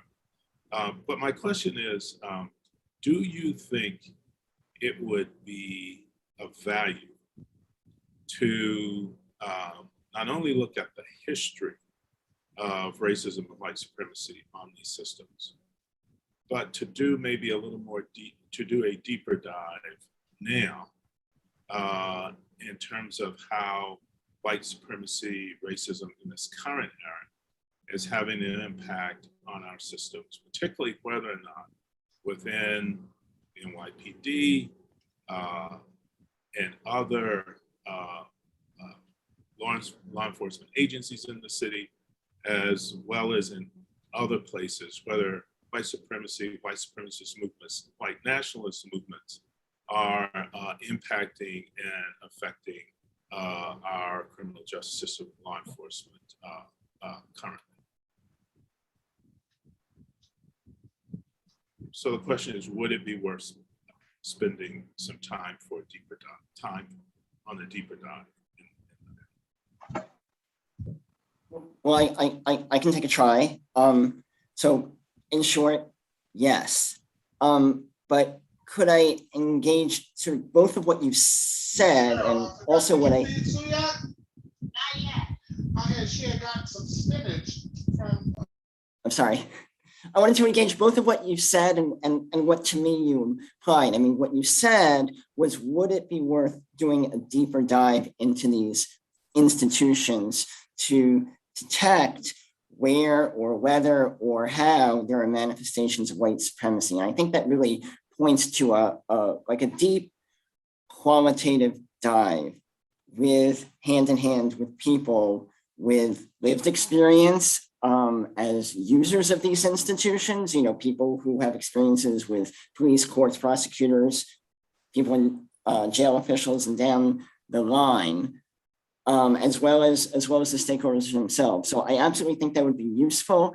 But I also want to take something that I think you implied, because I'm a quantitative person. And so I always want to go in a quantitative direction. And, I really think for charter reform, maybe we have CCRB, but we don't have any institution that's charged with both historically and on an ongoing basis collecting, reporting, making recommendations based upon hard quantitative data regarding racial disparities, let alone, disparities that don't appear to be necessary based upon, actually looking at the laws of how people should be handled. So I want to both affirm what I think you said, which I think is a deep qualitative investigation, and, and to elevate sort of an ongoing quantitative monitoring function as well, that I don't really think, we have. If I may just quickly add to that, I agree with what Michael said. Just two quick thoughts. One is, yes, I think it would be very important and very helpful to continue to take a deep dive on the nature of the white supremacist framework for a number of reasons. One is that in addition to the opportunity to observe and detect, more overt and obvious racist people, policies and practices, it's important to look at the larger framework of systems of care as well, because ultimately people end up in justice systems have been failed by the other fractured systems of care in our society, right? And so it's the sort of the last place where people fall and land, right? With this huge set of issues that have implications on so many other types of care that hasn't been given adequately and equitably. And so, so I guess I would just add to the yes to say that it's a wide ranging look at how white supremacy functions. And we all know that it functions and can function very powerfully under leadership of people who are of various race and ethnicity, right? Because it is a machine. And so really deconstructing the machine, I think, is part of this process of looking at white supremacy.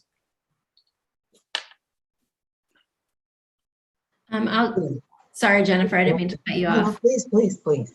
No, I was just going to sort of add my 2 cents here in that I think that Mike and Clinton make a good point around sort of institutionalizing this function, because I think what happens so frequently is that we have these ad hoc commissions.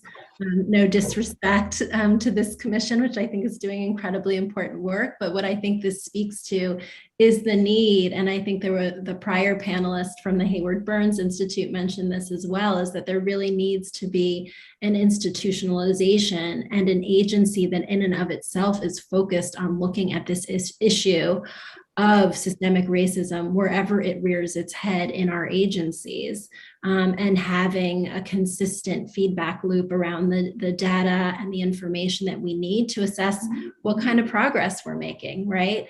And I think that's also important to help support what I think is really not a one-time exercise, but it's a long-term engagement to encourage government to share power. And I think you can only do that if you have this consistent focus with all of the data and information and resources that really will make this a reality. And so I just want to, I think I'm saying a very similar thing, but I do think it's the sustained nature of the activity that will continuously push agencies to think about how are we sharing power, how are we withholding power, and what more can we be doing to really assess the outcomes that we're continuously looking at as a city in terms of racial equity. Thank you very, very much. Appreciate it. Following up. Fred, did you have any follow-up? You're good? No, I was just thanking them for their answers. I'm sorry. Commissioner Daniel Favor. Hello, thank you all so much for your presentation. Unfortunately, I am working while parenting, and so I am not able to come off camera. And I do beg your forgiveness for the what is not intended to be a self-disclosed hiding of my face. I just wanted to speak to a bit about the framing of the language. And I'm very concerned about this idea of commissions such as ours that are able to engage in really powerful work. The research gets done, the reports get written. And at the end of the day, there is an inability to speak to beneficiaries of white supremacist structures in a way that actually then taps into the political will and allows these things to move forward out of commission into powerful, effective change.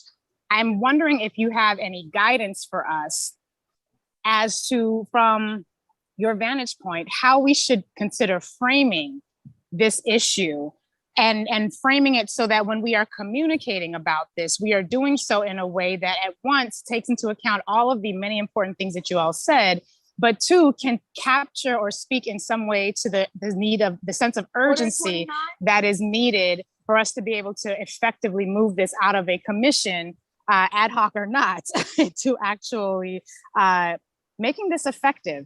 And I don't mean to belabor the point, but just I point to recent, and we've talked about this in previous panels, this set of funds that were put aside for Black farmers after this well-documented, clear understanding as to the discrimination that they faced, and the inability for that money to actually get to the beneficiaries because white farmers then file lawsuits to block that relief as well. So if you have any insight on that, I would really appreciate hearing your thoughts.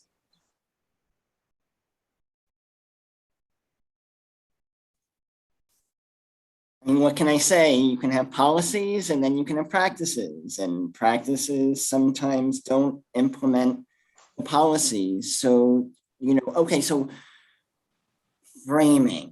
I mean, that's so important. And I know it's a theme, you've heard it again and again.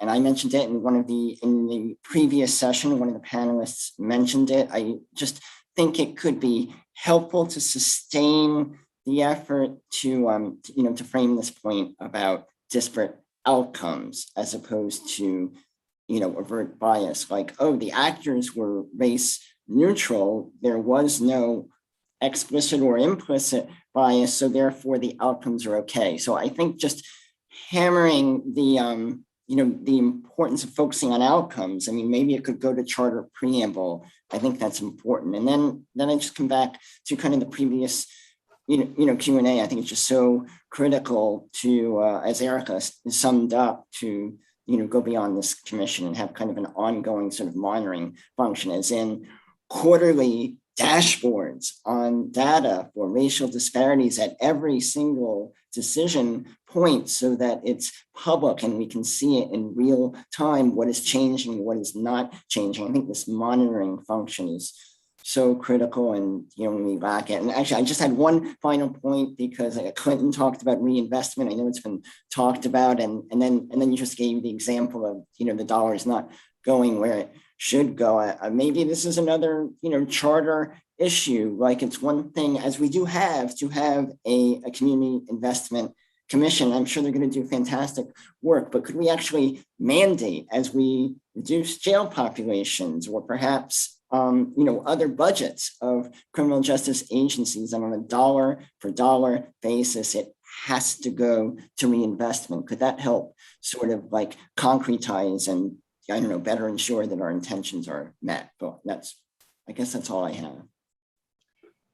I just want to jump in here, appreciating what has been said and what has been shared. And I see Commissioner Bermudez, and I'd like her to come in, but if you don't mind, Commissioner Bermudez, I just want to follow up on this last line of questioning and raise with the panel solicit your thoughts about how to go beyond collection of data and work, and create an enforcement mechanism, and what that might look like.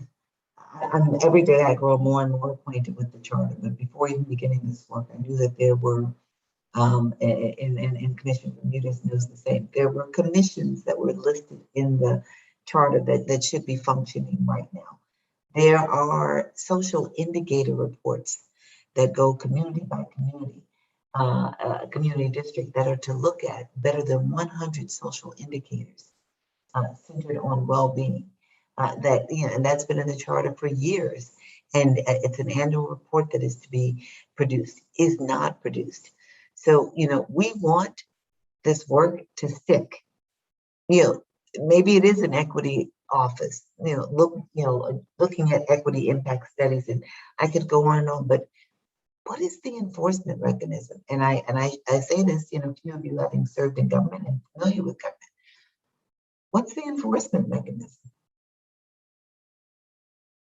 The best. I don't want to sound cliche about it, but I think in a very real way that the extent that we increase community ownership, buy-in, information sharing, organizing, and mobilization, ultimately, right, of community, of stakeholders, right, to use that term, where there's a real stake, right, and that there's real ownership and real opportunity not just to be heard, right, but to impact. I think that can be very valuable. I know my time at probation and then in DC, you know, one of our greatest strengths was the ability and to benefit from the mobilization and the organizing of children, of grandmothers, of credible messengers, of people from impacted communities who voted, who showed up, who were very active and influential or tried to exercise influence on these issues, but, you know, being aware of them, right? Being really engaged in these issues in a very real way, that it's something tangible that translates to their daily life, or they can see that it does. We know it impacts people's lives. So how can we reach community, or organize, educate, spread information, and mobilize around these issues, I think helps to strengthen those in government who are pushing in that direction as well. And I guess that's sort of obvious, but it's something that we talk about a lot, but I see so much room for that to grow, you know, in these types of efforts. Very helpful. Commissioner Bermudez. Oh, Erica, I'm sorry, did you have a point? No, I was just going to add something really quickly. I think, you know, and I think I probably speak for all the panelists in that I don't think any of us really believe data for data's sake is going to be useful here. And I think the question is, we do need to get a certain amount of information out about how we're utilizing our resources and what kind of outcomes we're getting and what kind of racial disparities are being created with the system that we have. But then I think some of the work needs to be, yes, about accountability, which commissions can do. But some of it is also about creating processes for community engagement. And so I think what Clinton's talking about with credible messengers is by bringing people who are impacted into agencies to do the work, that creates an important feedback loop. And I think what I'm talking about in terms of providing more transparency around how we budget around public safety is not just for transparency's sake, but because that's going to empower communities to say, I don't like the way that resources are being distributed in my community because we're not getting the results that I want as a community. And I want to be very clear that I think in New York City, what that needs to look like is providing that data and that transparency at the very hyper local level to actually enable communities to make it actionable. So understanding at the precinct level how investments are being made so that communities can meaningfully participate, whether that's, you know, through advocacy, through participatory budgeting, but ensuring that there are processes in place so that folks can make use of this information and actually be able to speak to what they want for their communities. Thank you. Commissioner Bermudez. Hello, everybody. Erica, great to see you. Clinton, always. And I think that love conversation happened in my office at one point, or in your office while you were there. And I still want to talk to you about how to promote that. And Michael, great to see you as well. Clinton, you said something before that I wanted to see if you would speak a little more to it, and the same with Erica and Michael. You seem to make a distinction or spoke separately of about promoting safety versus facilitating justice. I'm assuming you don't think they're the same thing. Can you talk a little more about that and what, you know, how we might address some of those issues? Yeah, that's a great question. You know, I have friends, I'm sure we all do, some of who say we must take charge of that word, of that term, public safety, and redefine what it means. You know, others say they don't want to use it because the connotation in terms of the racist policies towards communities of color. I think we need to bridge the distinction, right, in terms of safety and wellness for our communities. You know, I used to think about this in the old sort of tough on crime, soft on crime argument, right? In terms of what, you know, in terms of political, you know, the political dichotomy.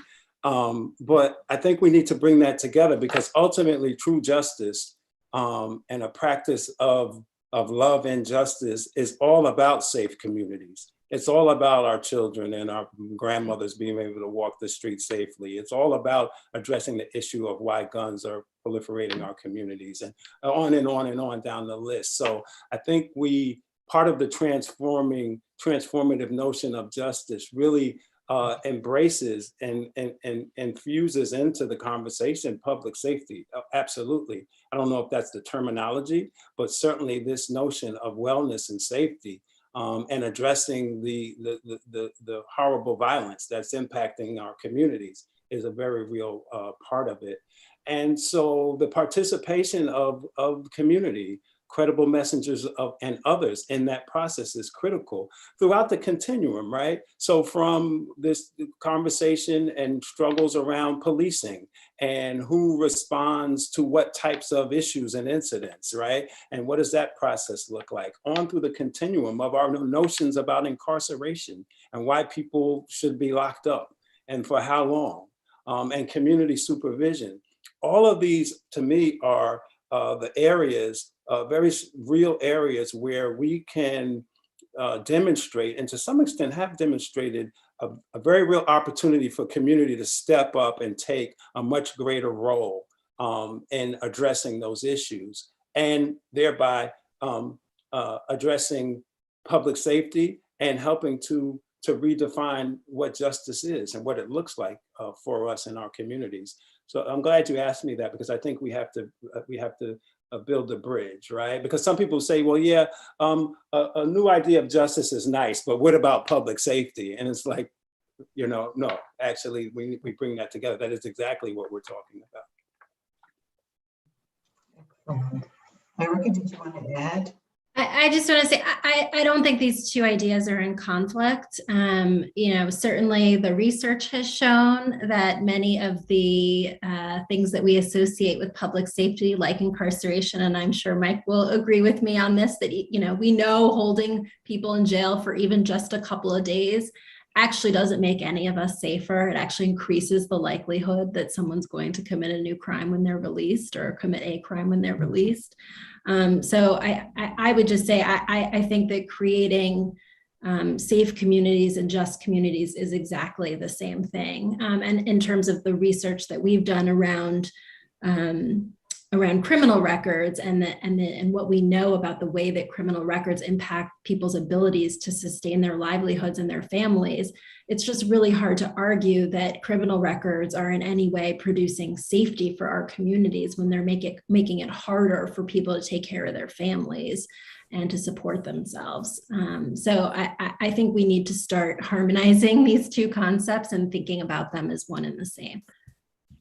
I know we're out of time. I want to quickly sort of, finish the thought or make a record or whatever is needed. So, we know the narrative, we know, what we read in the papers. So my colleague, Crystal Rodriguez, and I, we put out a fact sheet several months ago, rolling through the research that comes from multiple cities, including, big cities, New York, Houston, Dallas, Philadelphia, Pittsburgh, all saying that when you detain someone pre-trial, who in most instances is going to be released shortly, and harm them through their experience while they're in jail, as opposed to releasing them, you actually harm safety, you increase people's recidivism. So, we put that out, we cited other studies, but lots of people have done that, but the narrative is still there that safety and justice are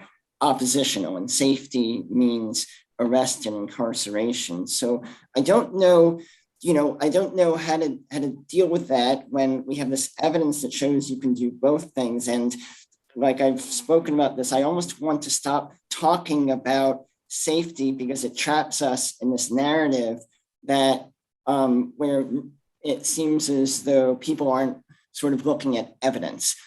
So, I almost want to just elevate that justice and equity are their own values, regardless of where you come down on safety. And we're still at our foundation, have something called the presumption of innocence. which clearly is not being implemented to the extent that we'd like it. Right now in New York, where we wouldn't have 9 out of 10 people in jail whose cases haven't been resolved. But I know we can't do that because people want to be safe. We do have to address safety too. So I'm just kind of ticking through some of the research, ticking through the dilemma about talking about safety and forgetting these other values, but then coming back to the need to still talk about how to make people safe as well, which is all to say that it was a fantastic question to raise, but very hard to navigate the answer. Very much appreciated. As I listen to you all, as commissioners, we're listening. We are essentially, trying to absorb, reflect and consider all in one fell swoop, right? And just doing the analytics in the moment. And there's a lot of work that has to be done. But one of the things that you all are helping me to appreciate is we're not going to solve every problem at the outset, but we have to keep the door open. We have to kind of swing the door wide. To allow for this work to continue in some form, like this not just the reimagining, but the centering in on specific issues. And so you're just helping me to appreciate that there's work that needs to be done at the macro level to create, to call the question on a continual basis, prospectively and retrospectively. Right? So we can envision a new world, but there's some work that we're going to have to look at the persisting harms that are not going to be addressed just by bringing forward a value system. I'm sorry, I'm kind of processing aloud. And I don't know if that's for me, and the commissioners. I don't, but extremely helpful. We have to move on. We have one more panel. I do want to, on behalf of the commission, the full body, thank you for your time this afternoon, and ask that we can come back to you as we are, just mulling over all that you shared with us today and thinking about where and how we press forward. So I do want to thank you all and just ask for that consideration. And I'm just, nobody having said no, I'm just going to assume that that's a yes. Keep doing the work, please. We'll do our part, you all are doing your part, and so we thank you for it. It's 5:06. Should we take, thank you so much. Should we take a 2-minute break or should we keep rolling? Let me get our executive director. We take a very short break. Okay, and we'll be right back. And we'll be right back. Thank you. Thank you all. Thank you.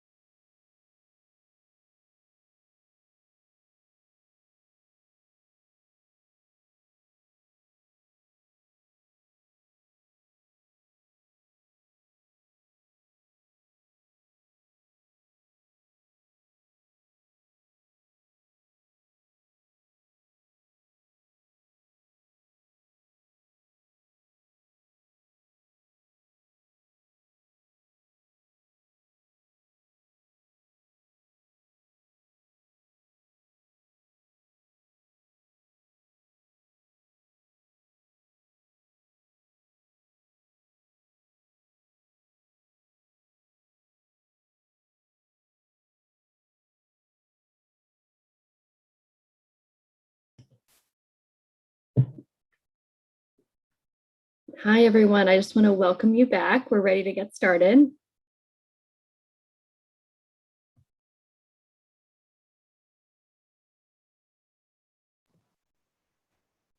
And I am Jennifer Jones Austin, and I'm a commission member, and have the pleasure of being the host for this meeting. We're joined by commission members, Reverend Fred Davey, Phil Thompson, Larry Daniel Favor, Bermuda, Commissioner Anna Bermudez, Commissioner Chris Coy, and I believe those are all who are with us at this hour. I have to travel, but I'm going to stay with you. I'm going to turn the meeting over to our Executive Director, Nisha Katramon, who will take us from here. But I'm with you. I'm just going to have to travel. Absolutely. Thank you so much to our chair. I'm happy to step in and facilitate and welcome you all to the third and final panel today in ensuring a fair and just legal system for all persons. I will go ahead and offer an introduction for the four folks that we have presenting here, and then we will move into Q&A with our commissioners. So first, I'm very excited to welcome Dr. Tracie Keesee, who is the Senior Vice President of Justice Initiatives and co-founder of the Center for Policing Equity. CPE promotes police transparency and accountability by facilitating innovative research collaborations between law enforcement agencies and empirical social sciences. Welcome. Second in our order, we have Seema Gajwani. Seema is Special Counsel for Juvenile Justice Reform and Chief of the Restorative Justice Program Section at the DC Office of Attorney General. Thank you so much for joining us. And lastly, we have Damon, Rowe, and Allison Hollihan, who are both joining us from the Osborne Association and have opted to split their time presenting and split their Q&A to offer their unique perspectives.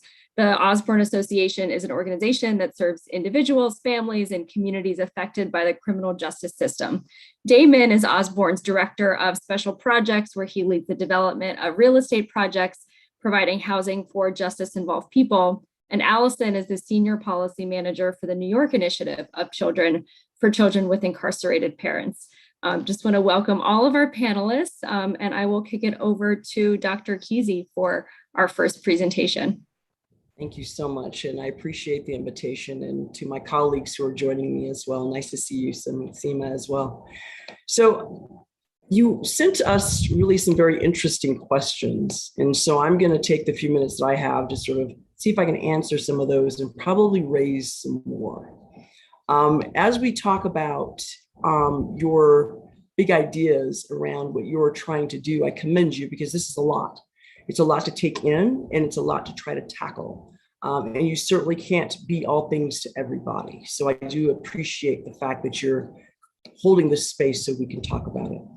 So the way I really structured my remarks was around those questions. And so I'm just going to get right to it. And that way we can, I'll be ready for your Q&A at the end. So when we talk about big ideas that are being tested in the field that I work in regards to racial inequity, what I would say to you as well is it's not just big ideas, it's what we call realistic and necessary ideas that have to happen.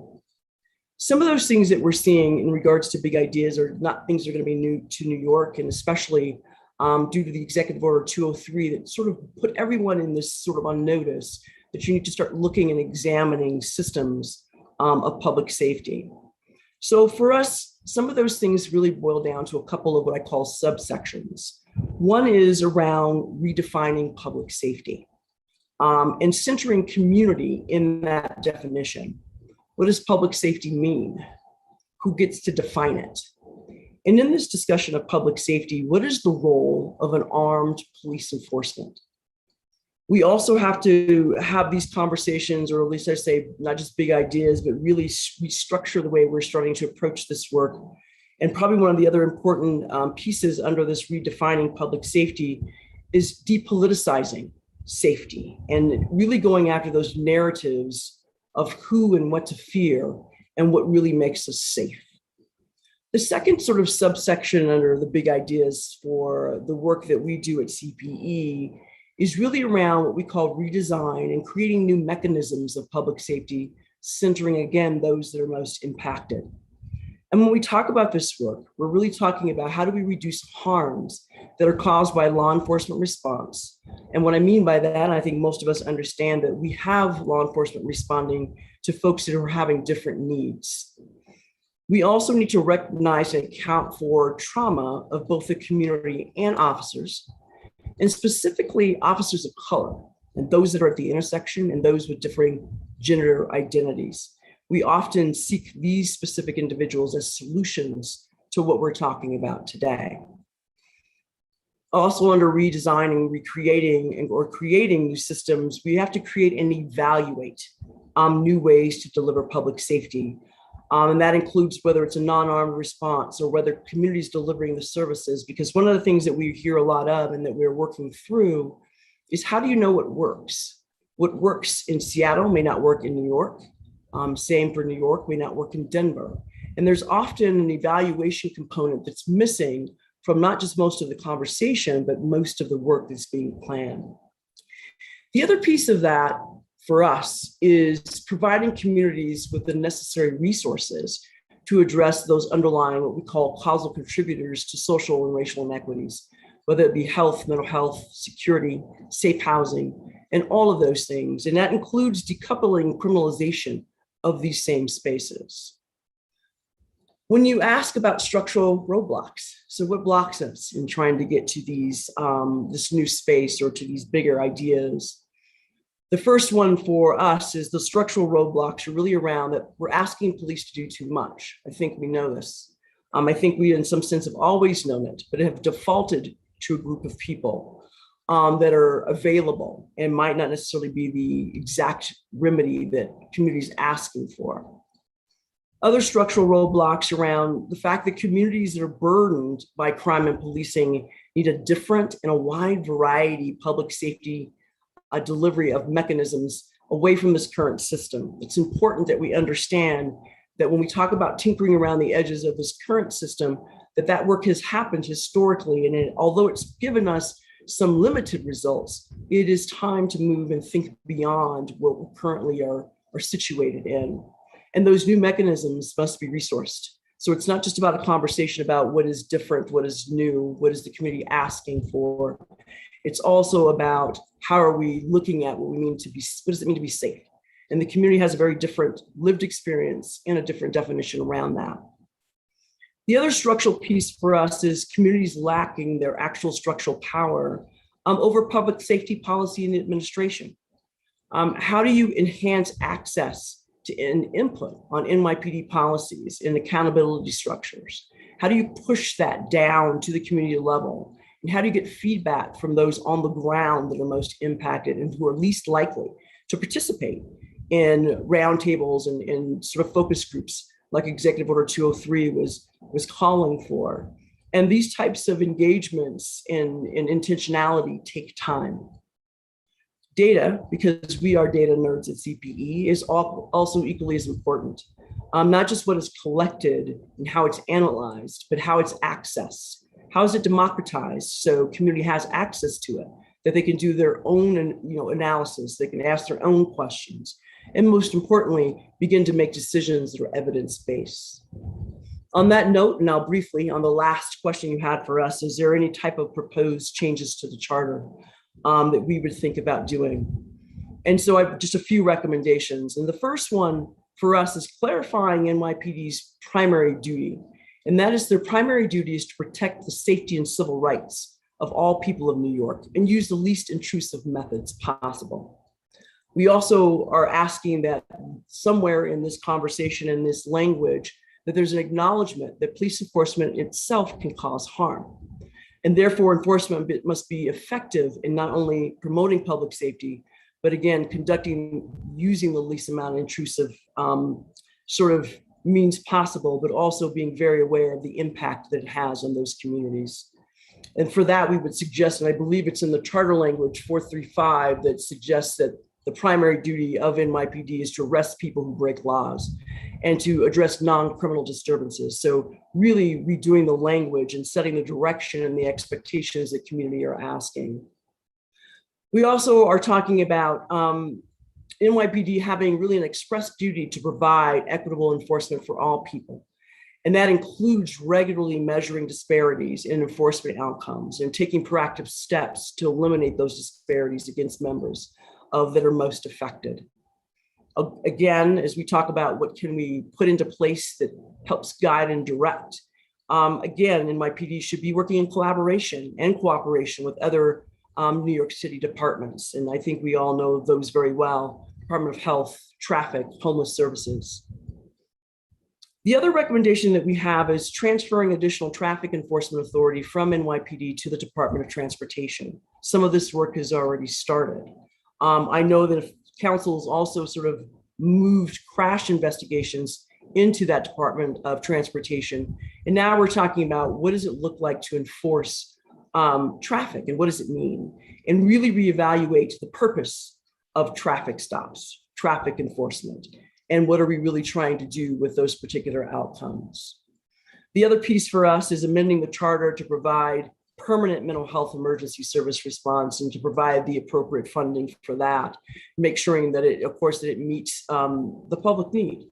You're already starting this work with the Be Heard program. We know that it's having a large amount of success. And when these types of things are working, these are the types of things that you should be scaling and absolutely moving from pilot onto other communities and neighborhoods that definitely would benefit from these types of services.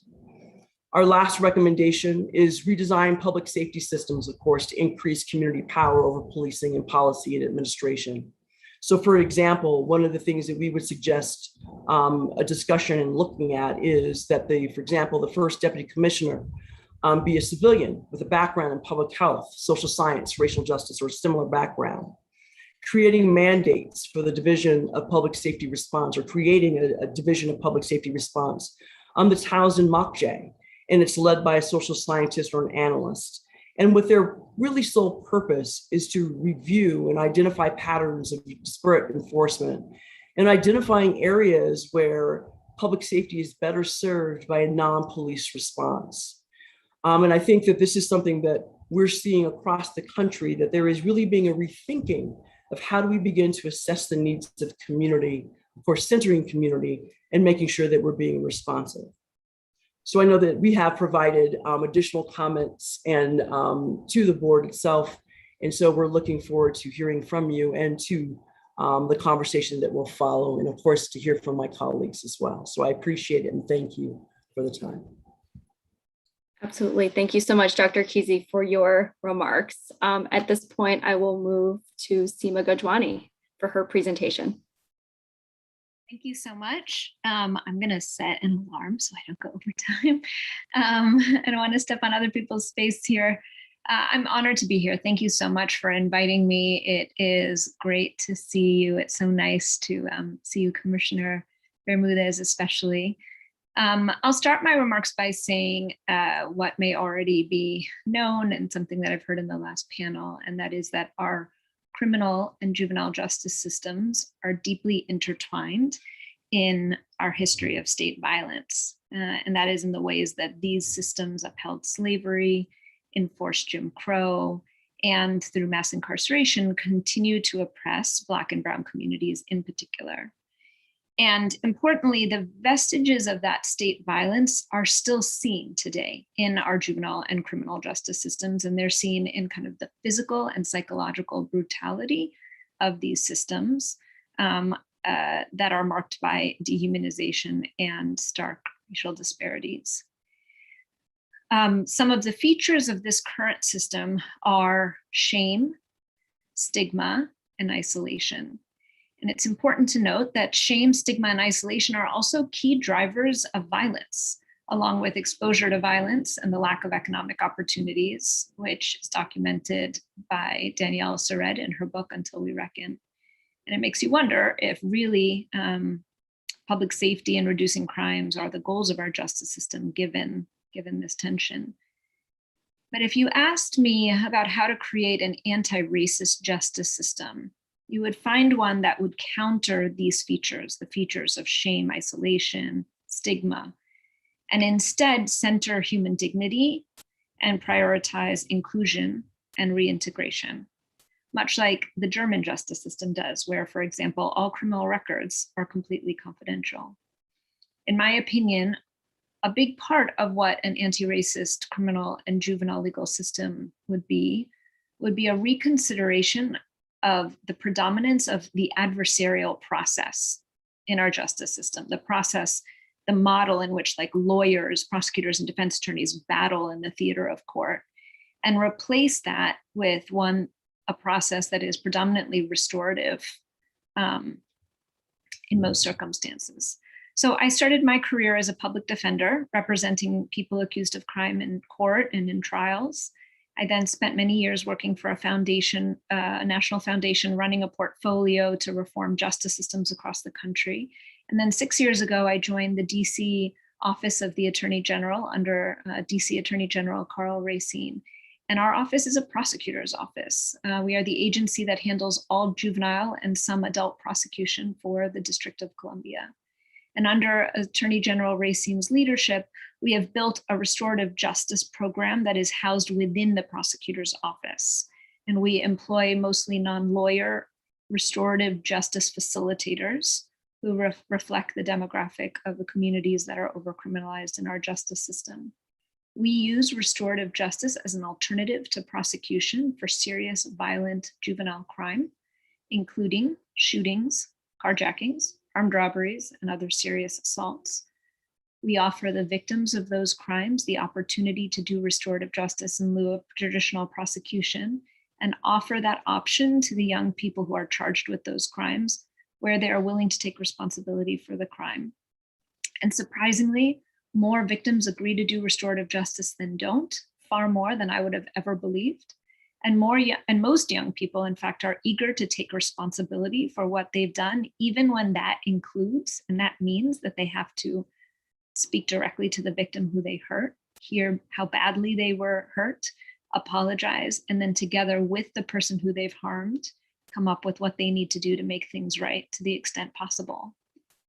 And so over 5 years of operating this program, we have successfully brought together willing victims of crime and those charged with hurting them and their respective supporters in almost 180 or 90 restorative justice dialogues, which we call restorative justice conferences, after we spend a lot of time preparing with all of the parties. And of those, only 8 of those cases have ever been returned to the prosecutor for prosecution because the parties were unable to come to agreement or because the young people didn't complete the terms of the agreement that was made with the victim. Interestingly, we've had that many restorative justice conferences with a fraction of the number of people, of restorative justice facilitators, that then compared to the prosecutors in our office. And they go to trial at about a similar rate. So if I were to architect a criminal legal system that sought to reckon with, generations of trauma that has been bred through state violence and concentrated poverty and racism, I would put restorative justice at its center. And I would use the adversarial justice system as an exception, not the rule. I would use the adversarial justice system where you go to trial, where a defendant chose to exercise her constitutional right to go to trial or contest her guilt, or where the victim insisted upon it. But I have seen on both sides how the adversarial system is toxic to those accused of crime and toxic to those who've been hurt by crime, and even toxic, frankly, to the lawyers and probation officers and other players in this game. And centering restorative justice means centering victims of crime, many of whom come from the same communities as those accused of committing the crimes, creating viable restorative justice options for victims of crime, both in the community, outside of the legal system, and within this legal system at scale, would likely increase the number of victims willing to report crime.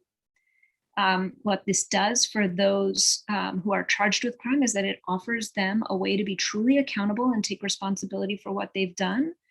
But it also helps them build empathy and helps victims heal from their trauma, and offers those people who've been accused of committing the crime a path to redemption for them and their families. It helps them practice conflict resolution. It helps people learn from their mistakes, which is what we should be trying to do in our justice system. And restorative justice can be incentivized by prosecutors in many ways.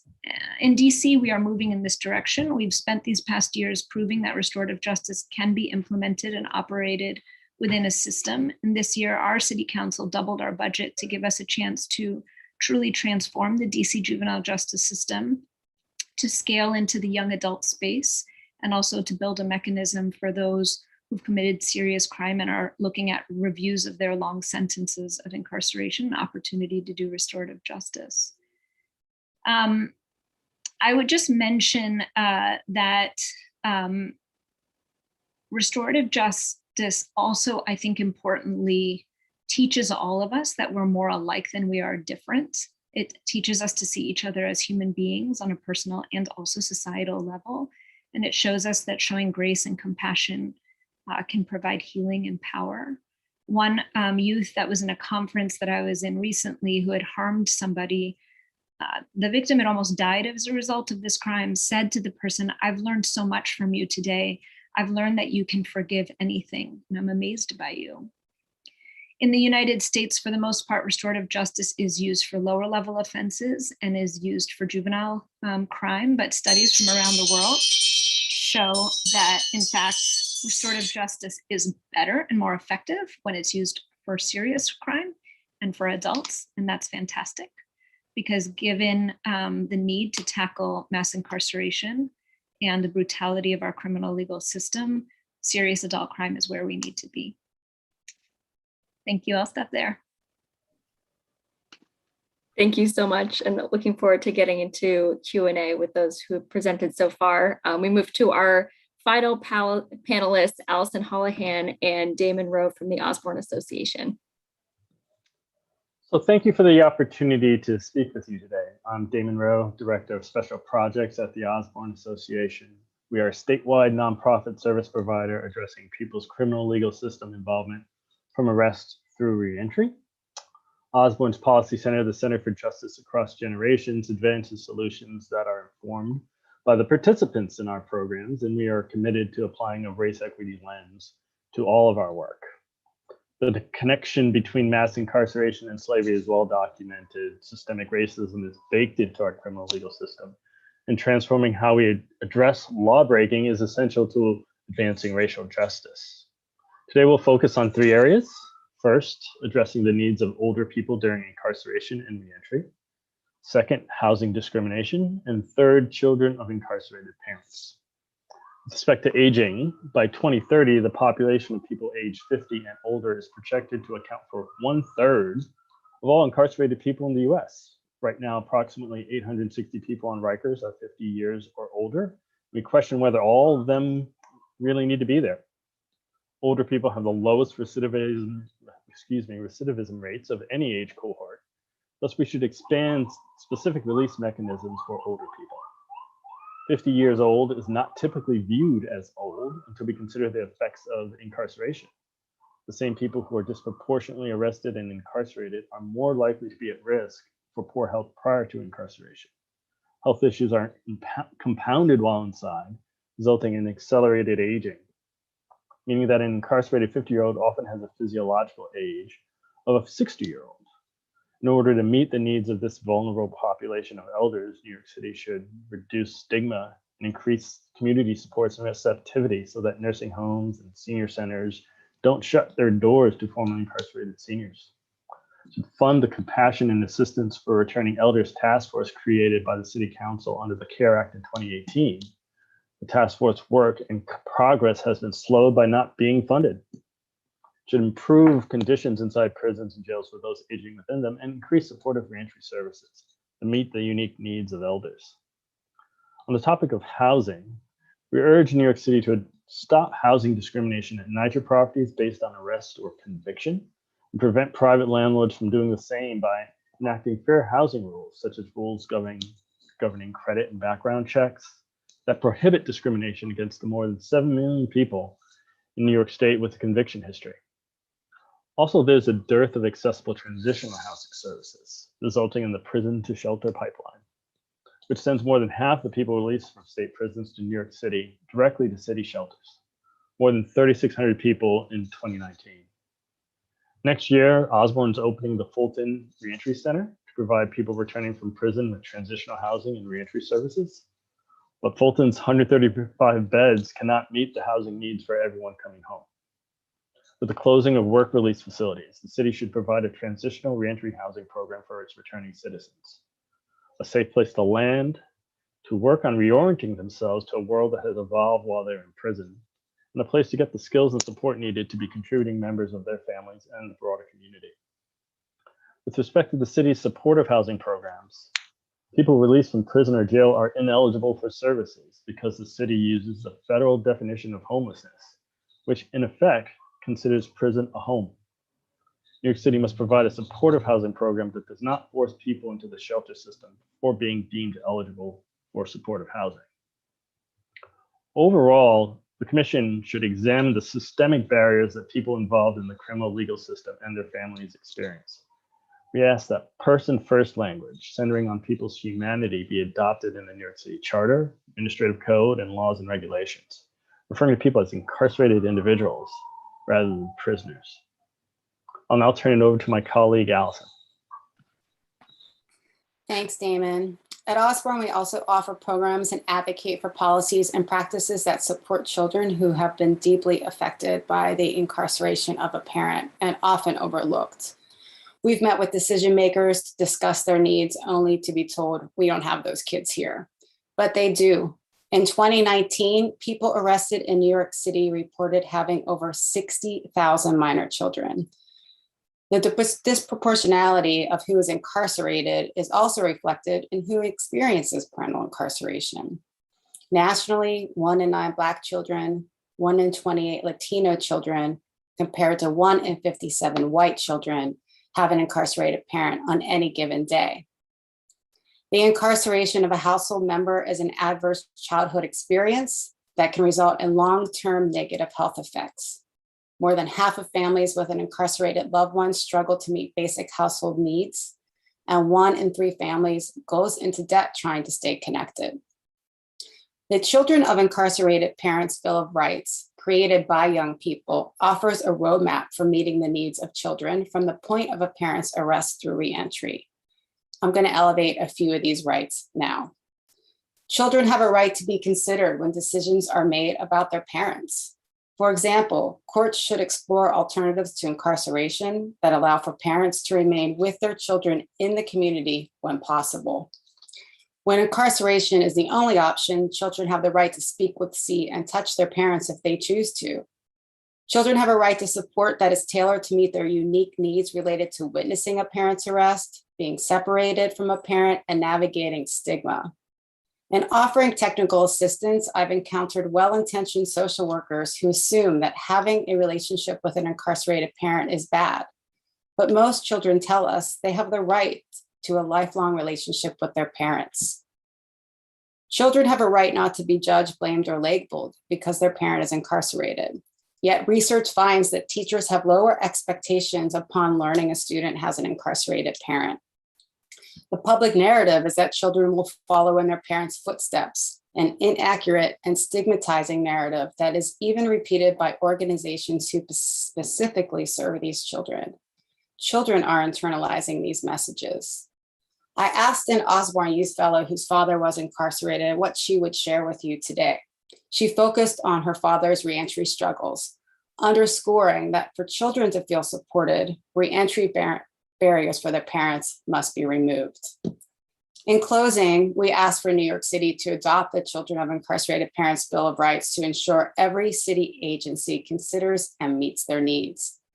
Those affected by the arrest or incarceration of a parent should be included at the decision-making table when the criminal justice system and children's well-being are discussed.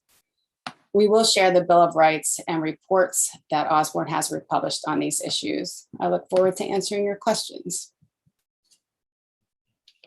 Absolutely. Thank you so much. And in follow-up, if any of you have materials or reports that you have referred to in your remarks today, please do feel free to send those to us as a follow-up. At this point, we will move to Q&A, and I see Commissioner Davey has jumped in first, so we'll move right to you. Thank you, and I want to thank the panelists each for their presentations. And for each one, I have a specific question about a potential charter change or charter revision. Starting with Tracie, is it Keesee? On the issue of how the redrafting charter language around law enforcement. Could you say a little bit more about that? I'll just go through them. And then for Seema, would mandated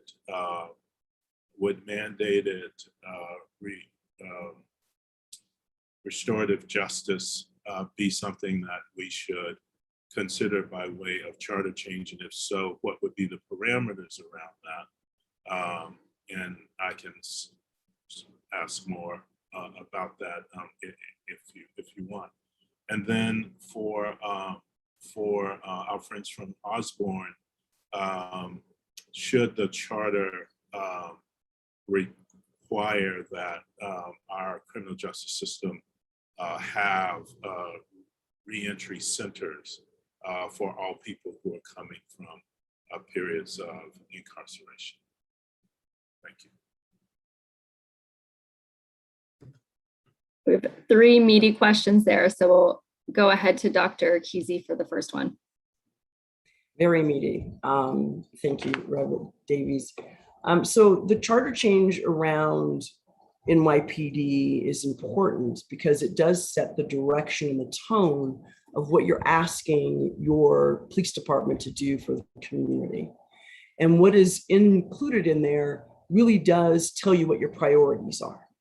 And as I stated earlier, if you look at the language in section 435, it really does suggest to, and most police departments, it's not just NYPD, it's throughout the country, when your primary focus is to apprehend and arrest, and there isn't any space or room to do alternatives to arrest or to think about how you are serving a community and getting the input from community to do your work, it guides everything.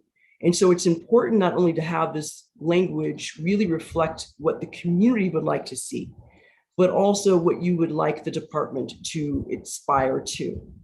And so I think these are things that are often done outside of police departments in a sense where they are typically not in that conversation.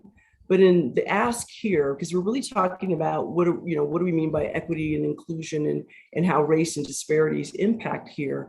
When you are doing actions that you know are producing those outcomes, you have to begin to reduce that harm in some way while you're thinking of what are the other ways in which we can provide and other mechanisms which we can provide public safety. And being very clear in the wording and the structure and what you mean when you say these things is equally as important, because it will require a shift in the way that you prioritize and think about the service that you provide. That is something that should be done and started with, I believe, what you have here, but with community as well. And I think you would also be surprised that you have officers inside of NYPD who also share the same perspectives in regards to centering community. And I think it's important that that reflects it as well.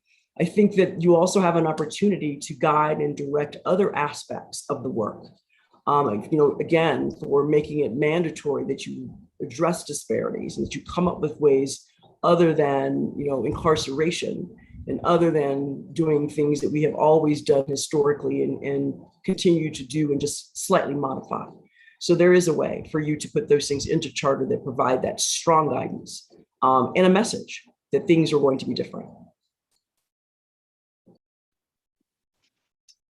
Thank you for that. Go ahead. Thank you. Thanks for the question, Reverend Davey. And I'll thank Dr. Keesee for framing it as and noting that the charter process can set priorities and tone. That's helpful to keep in mind. I think it's important to note that just creating legislative language, for example, to do something like restorative justice is not enough. In Colorado, Within the Colorado Criminal Code, there are supposedly over 400 references and requirements to do restorative justice, and virtually all of them are ignored. And so I think what's really important is to help, like Dr. Keesee said, set a tone and an expectation that prosecutors' offices are offering restorative justice to victims. Community groups that do restorative justice work need to be adequately resourced so that they can take cases from prosecutors' offices.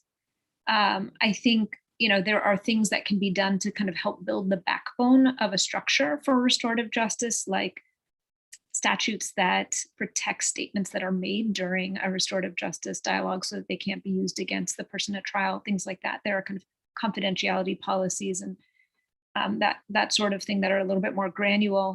I think on the juvenile justice side,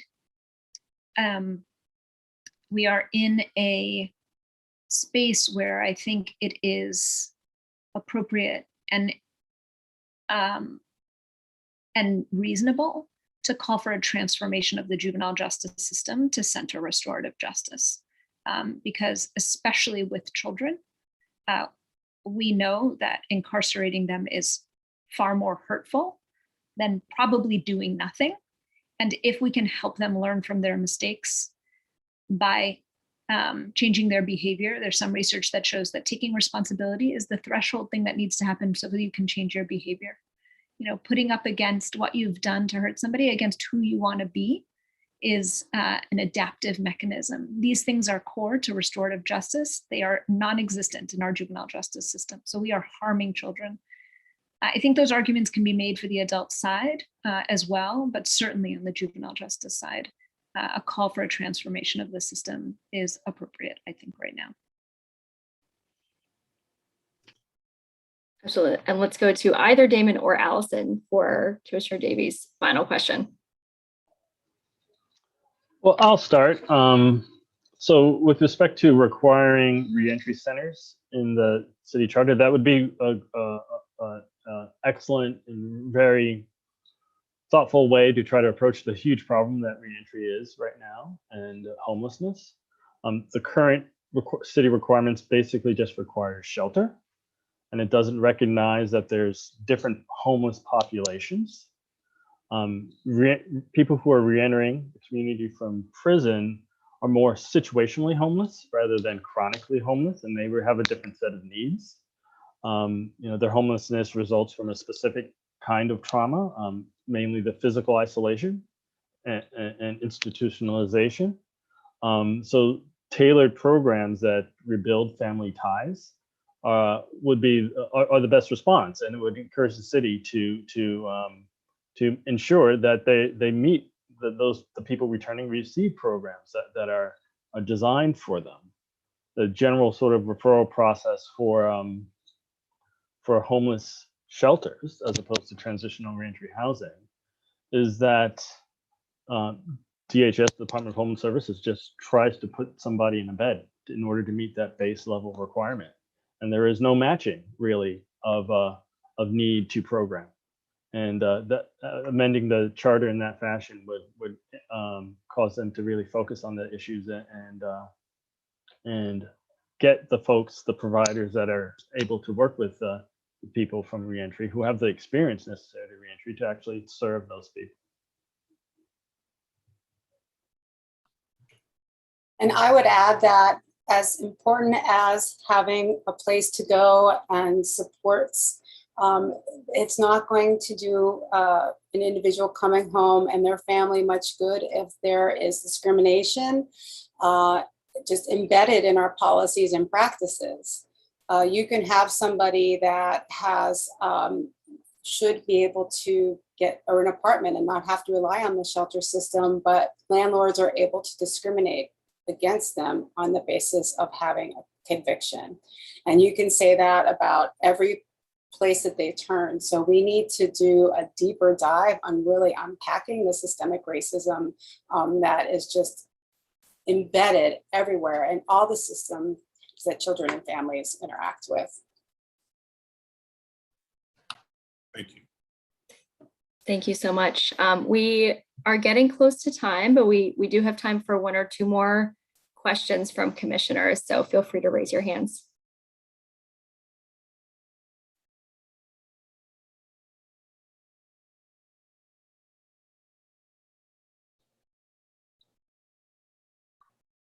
Let's go to Commissioner Bermudez.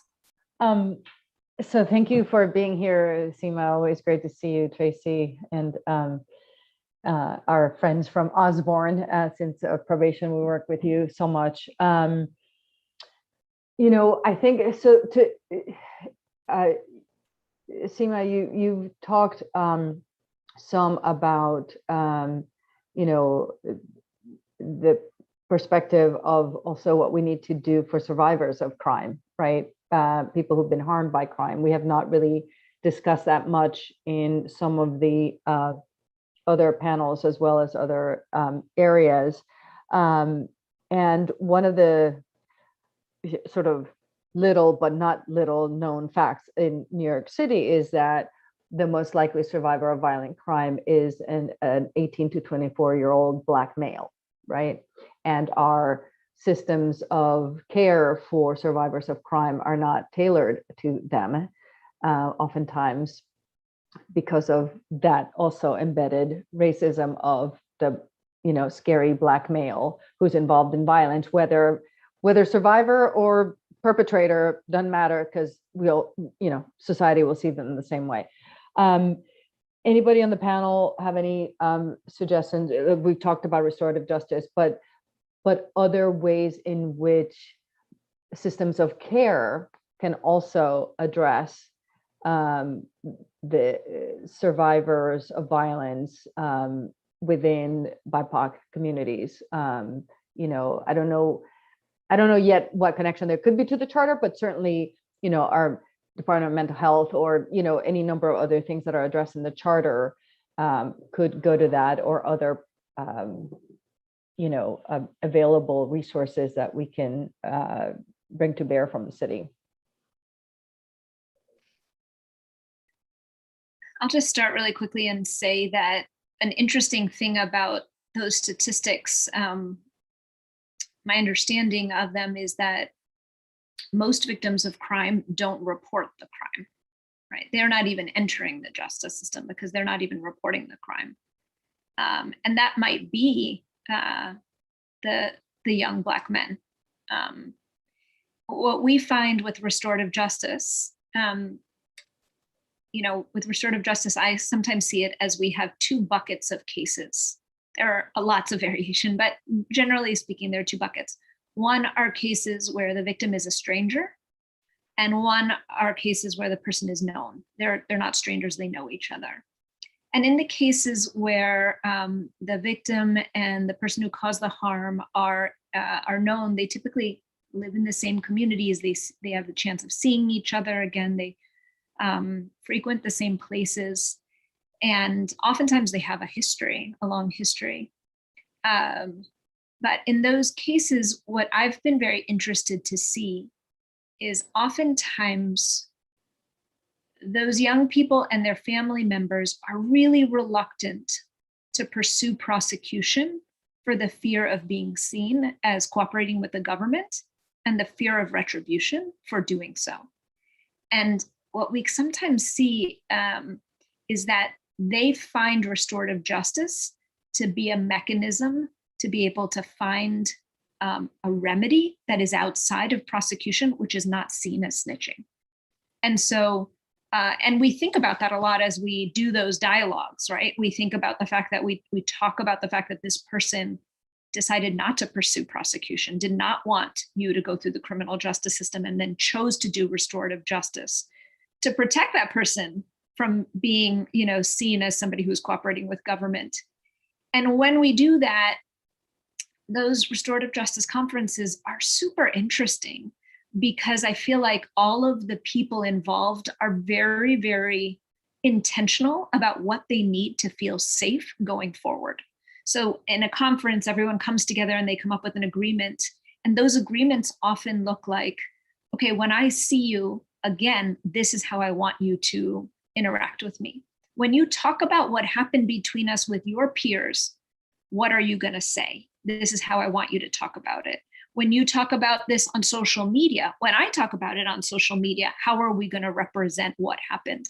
Like, they're very thoughtful, calculated decisions about what is going to produce safety for both parties and reduce violence in the future. And I think that's brilliant. You know, it just shows that people are seeking safety.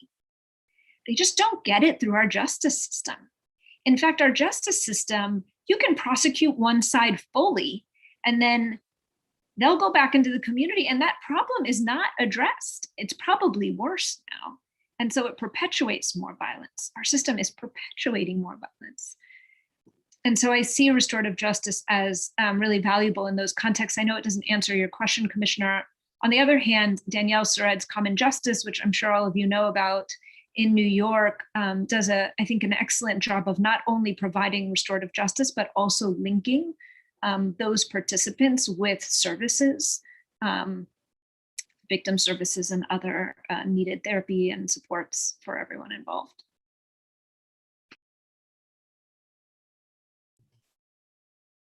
Thank you so much. We can take one more question if any of our commissioners have a question to close us out.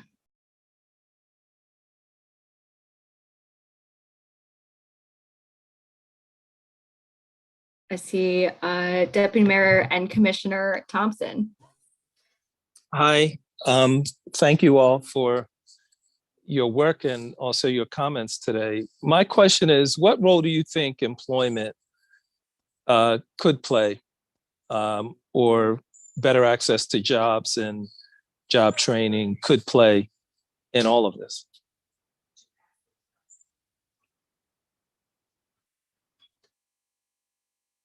To anyone.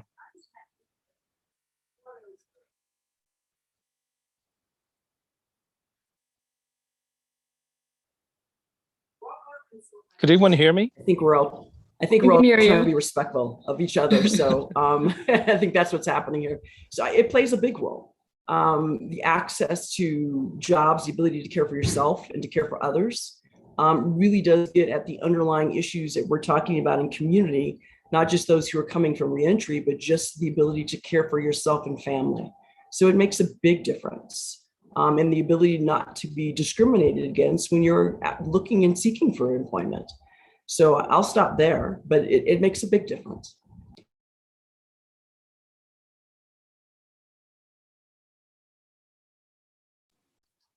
Well, a follow-up, do you think there's anything the commission should recommend or require regarding young people involved in the criminal justice system in terms of prioritizing their employment?